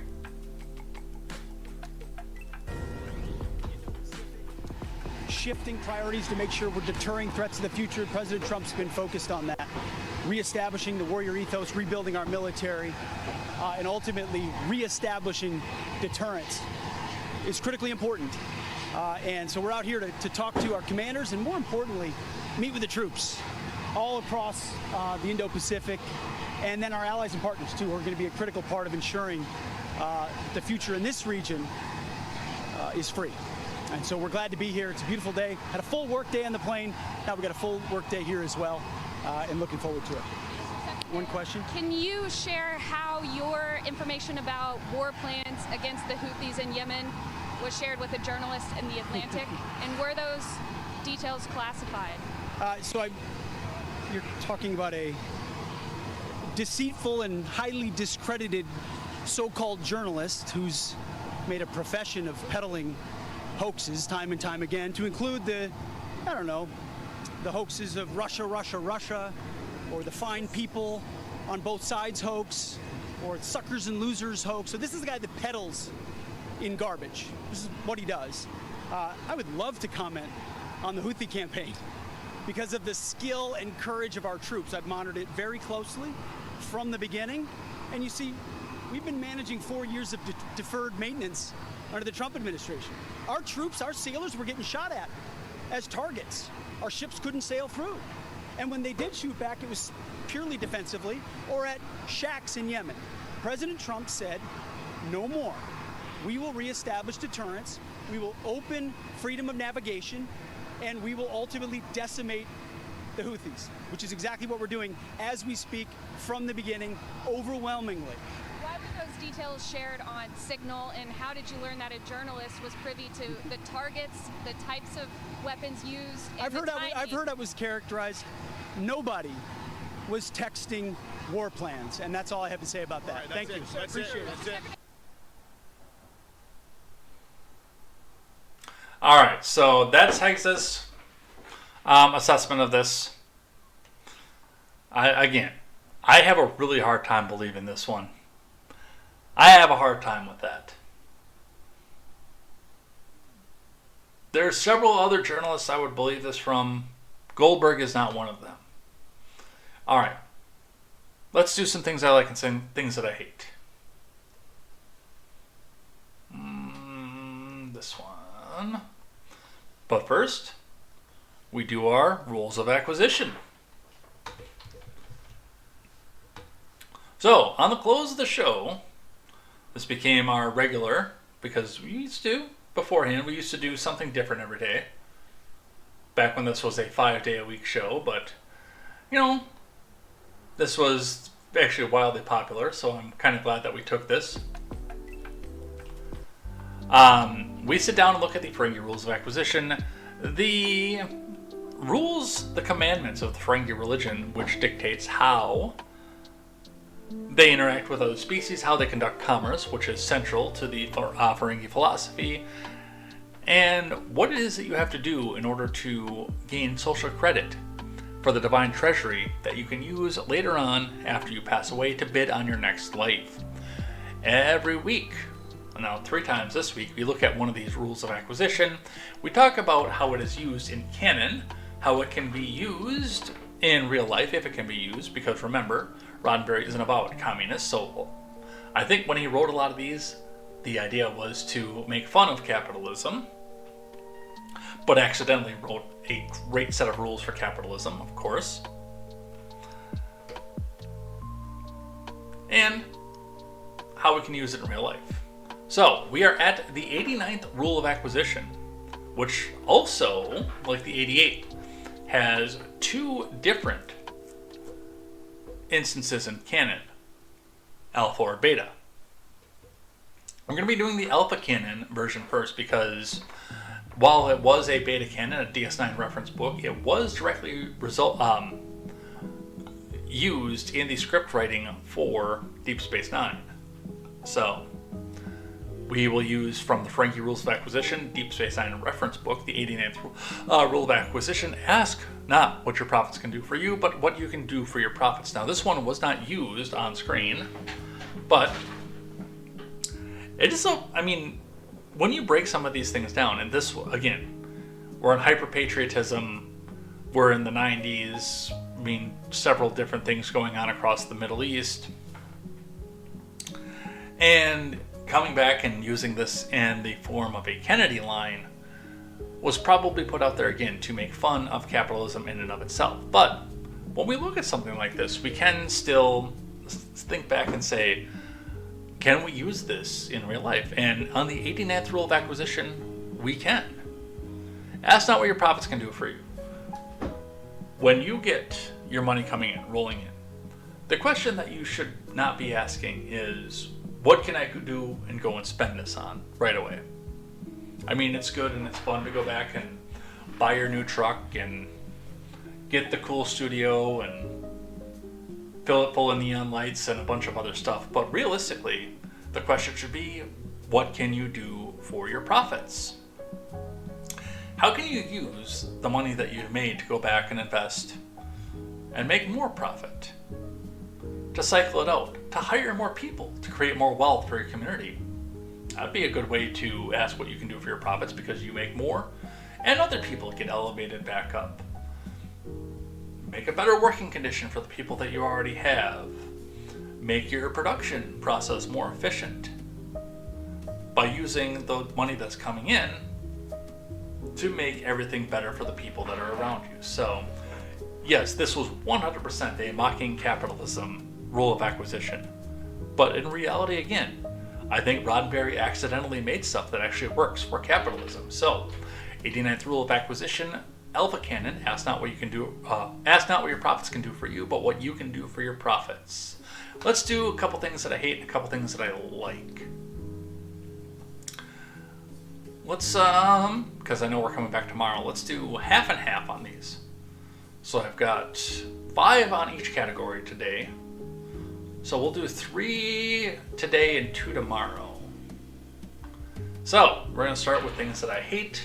A switch that has been suggested that happens for me. Whole Mars catalog, starting off with Democrats are now attacking working class rideshare drivers for driving cars that don't pollute. With a screenshot of this is what Tesla drivers deserve, of a Snapchat that says giving Tesla Uber drivers 1-star ratings. Now, this backfires in numerous ways because, well, first things first is the 1-star ratings from customers to Uber drivers don't affect the Uber drivers at all. They still get the same pay and compensation out of Uber that they get off of this. It's public profile, but it's still a matter of who catches the button and who comes back and picks up. Will they have a conversation? Will Uber have a conversation with the driver? Possibly. But will it affect who comes in and clicks and says, hey, no, I'm going to come back and get this? Probably not. So, you've basically just said that you hate the working class and you hate electric vehicles without really doing too much to the driver that you otherwise hate.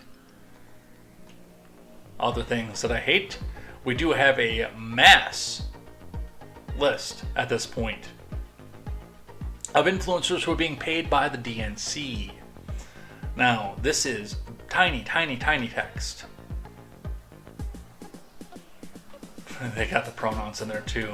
And they race, because it's the DNC. But it's showing followers, average views, their Instagram handles. So, yes. When I say that this stuff is being astroturfed and these people are being paid to put this out, they're being paid to put this out. Not only are they paying these people for their opinions to go back and do this and spread the propaganda that they do, but they're also being the advertising budget, especially with meta platforms, and I know that it's out there on Facebook, is being used to promote these people, to get them out there. It's an astroturf. This is not organic. This is paid by the DNC to do so. This article is in the Discord, or I'm sorry, this X rather, is in the Discord. If you want to go back and have a look and see if your favorite influencer is on there yourself. One more from our friends over at NPR. Ben & Jerry's alleges its CEO was fired over its political activism. Here is the scoop. We're going to read this one just briefly from Rachel Treisman. But I'm not going to do the NPR voice for the whole thing because I really do just to come out and make fun of them and read the headlines. Let's see what it is that they have to say.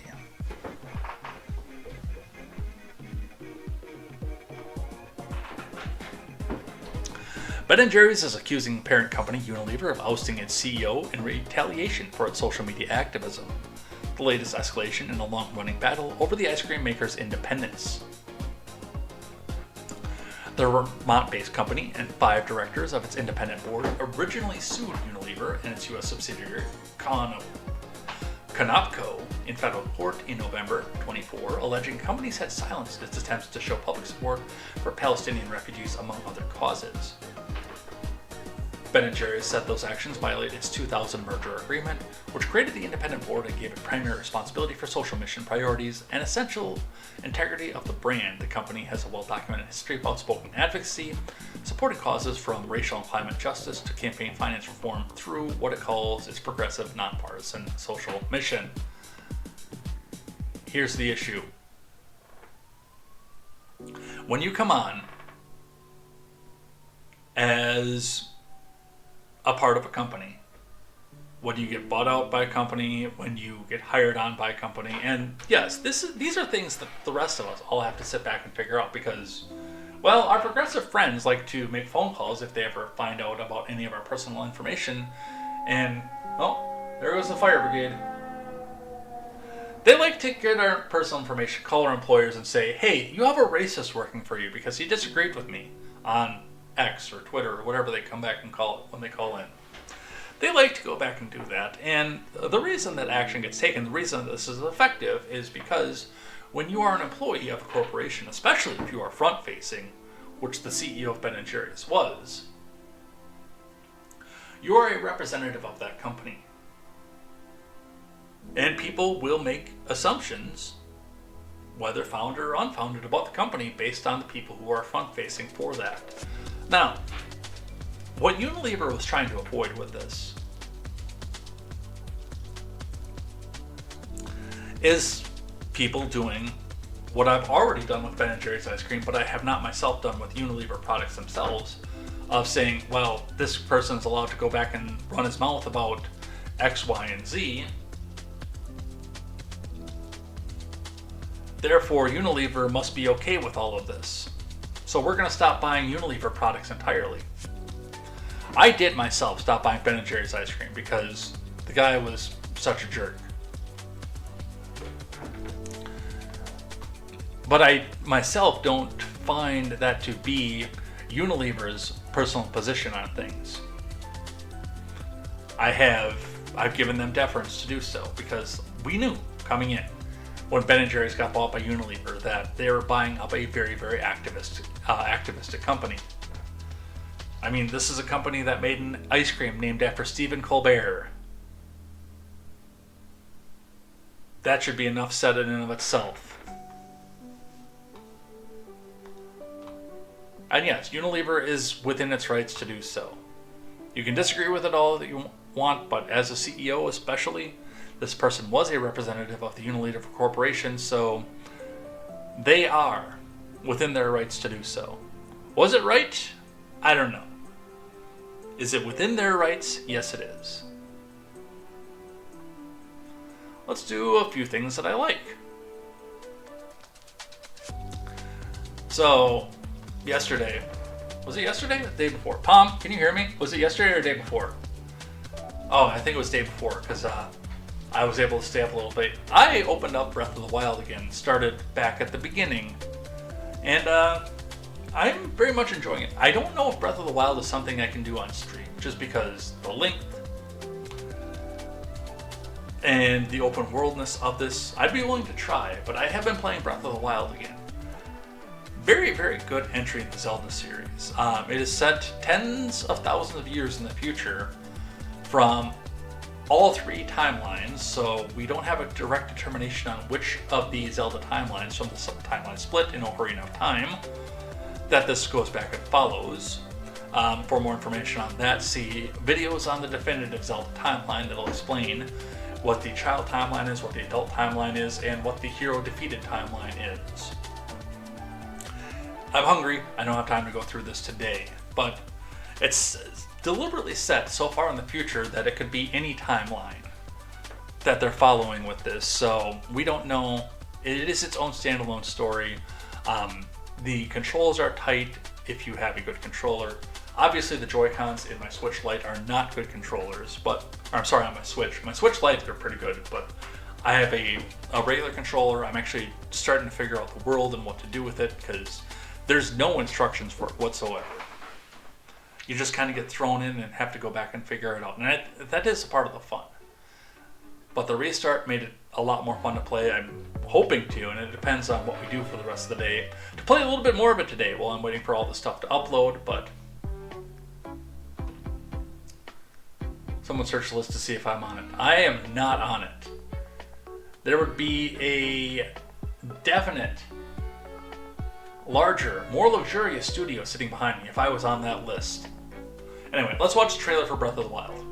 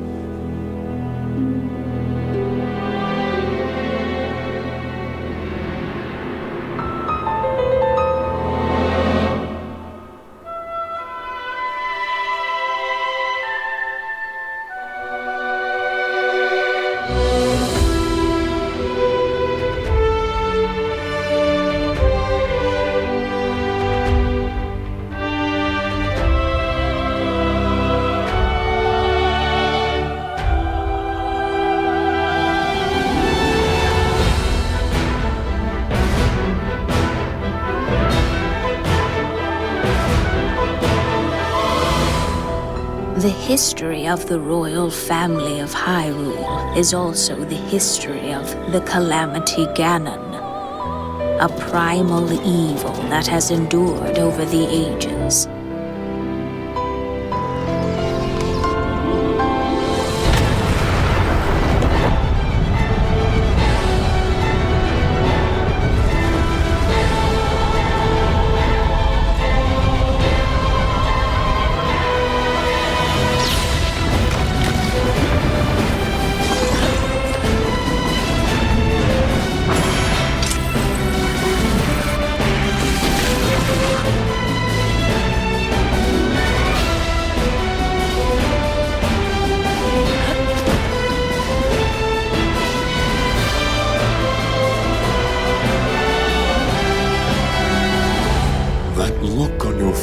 Tells me that you have no recollection of me, however. I think you are now ready to hear what happened 100 years ago.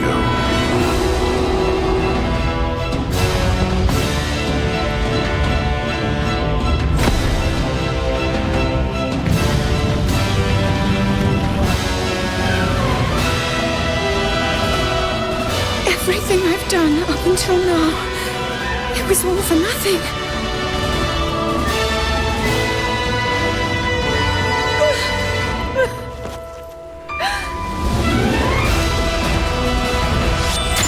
Here it comes!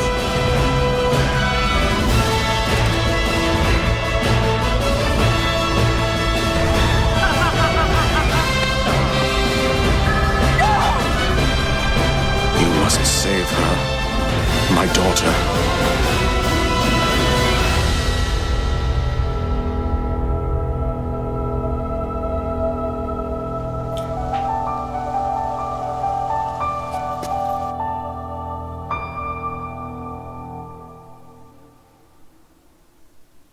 Open your eyes.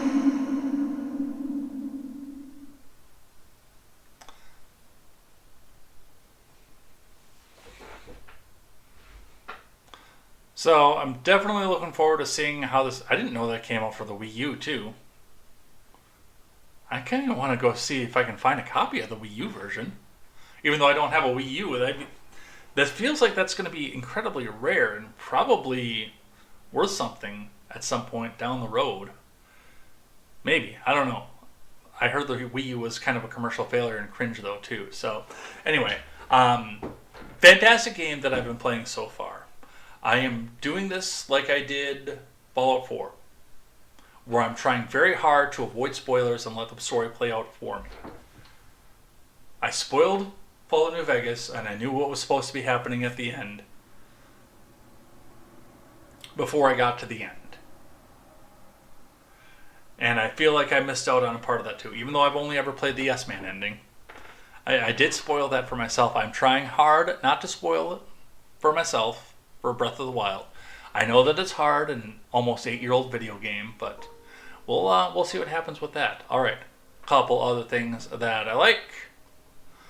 From the Daily Wire, Bill Maher explains why he's going to meet soon with Trump. From Kate Jerkovich, liberal comedian Bill Maher said he'll soon be meeting with Trump, despite his criticism of the president in the past, and he doesn't care what anyone on the left thinks about it.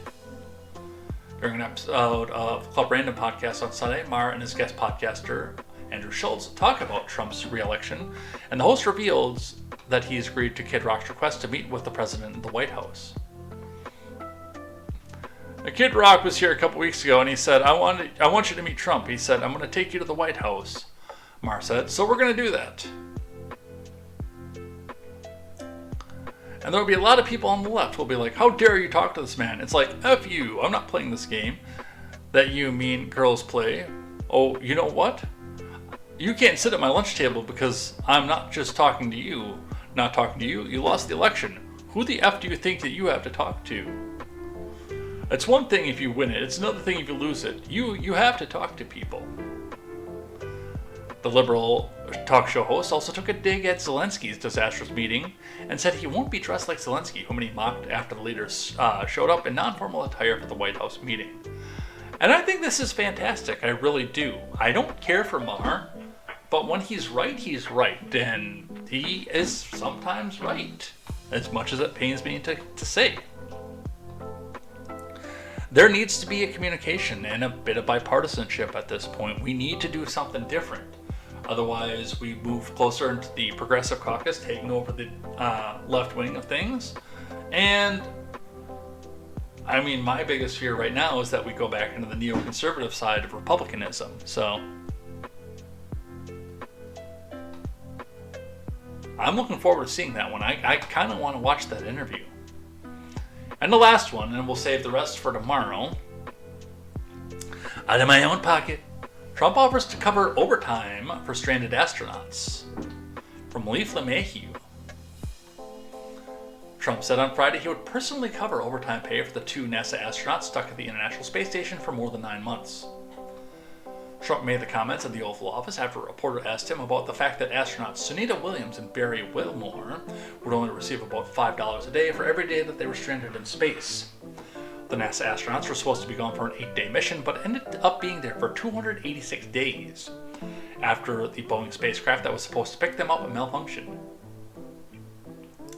Well, nobody's ever mentioned this to me, Trump told Peter Doocy. If I have to, I'll pay it out of my own pocket. I'll get it for them. Williams and Wilmore are only entitled to around $1,400 for the extra time that they spent in space. Let's listen. The 2 astronauts that you just helped save from space, they didn't get any overtime pay for all that extra time. They got $5 a day per diem. For 286 days, that is $1,430 in extra pay. Is there anything the administration can do to get them, to make them whole?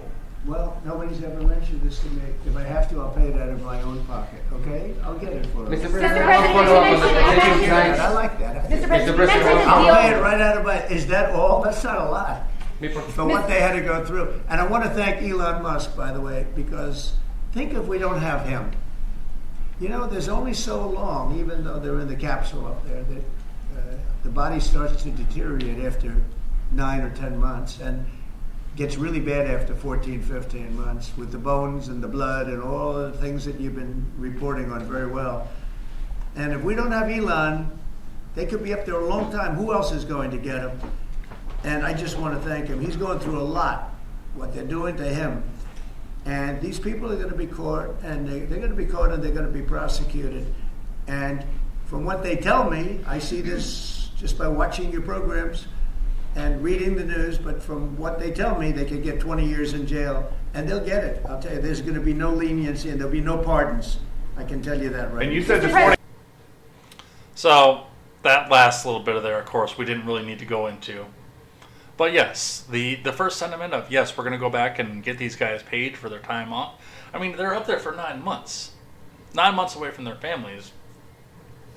I would say that a few $100,000 is in order for that. I mean, that's almost a year that they can't go back and do other stuff. So, good on him.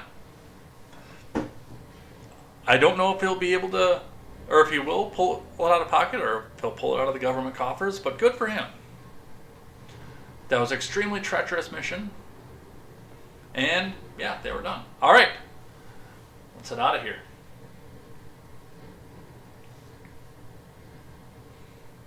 Good crowd today. Not as big as that first Wednesday back into the morning. We had 21 people at peak on Wednesday. I'm kind of excited to see what happens tomorrow. Kind of glad that the meeting with my mom got moved from last week to this coming week, because it's going to give me a chance to run control versus that first day that we came back to mornings. If we get 20 people tomorrow morning plus, then tomorrow, Wednesday, is the day.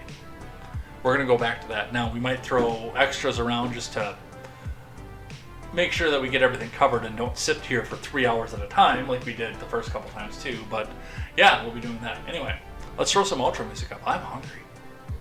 I haven't eaten breakfast yet. Maybe we need to rectify that. What should I have? I don't know.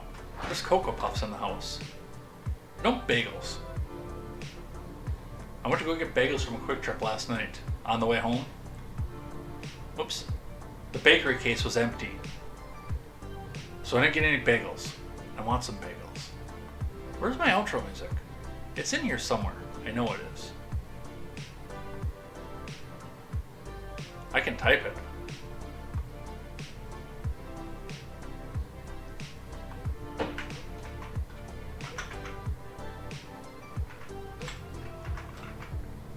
There it is.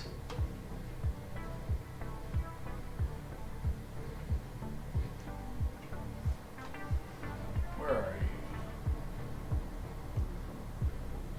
Open with? Oh, they're going to try and open it with VLC too. We don't want that. We want to open it with Windows Media Player. Whew! Alright! Well, we're out of here. We're done. 2.5 hours. Well, 2:14 is what the official recording is going to be, but yeah, we started at a little bit after 8, so 2:21 on the live stream. Thank you so much for watching. We'll be back here tomorrow, 7 a.m. to test how the audience looks and where we go with that. Looking forward to seeing you guys here. Definitely happy to be doing this in the morning. Better audience, better, well, not as much of chatter because, well, I've made the rule, no texting and driving. So definitely look forward to that. Yeah, if you have any news tips, of course, join the Discord. You are welcome to come back in and leave the news tips. I explore them. If some of them are out of the realm of what I'm interested in, we don't always get to them. Israel hate. But other than that, yeah, I'm pretty open-minded. I look to everything and I try to find stuff in verified sources. So we'll go with that. We'll be out of here. Come join me tomorrow morning, 7 a.m. Hopefully not closer to 8 like it was today, but we'll do that. We'll figure out what's going on with that. And I gotta go get some food. Take care. Have a wonderful day. If you're on the Twitch side, stick around. We'll go find somebody to rate. And we will see you here next time for more news, more headlines, and more contemporary. And until then, I'm Jay Edgar, and this is Contemporary.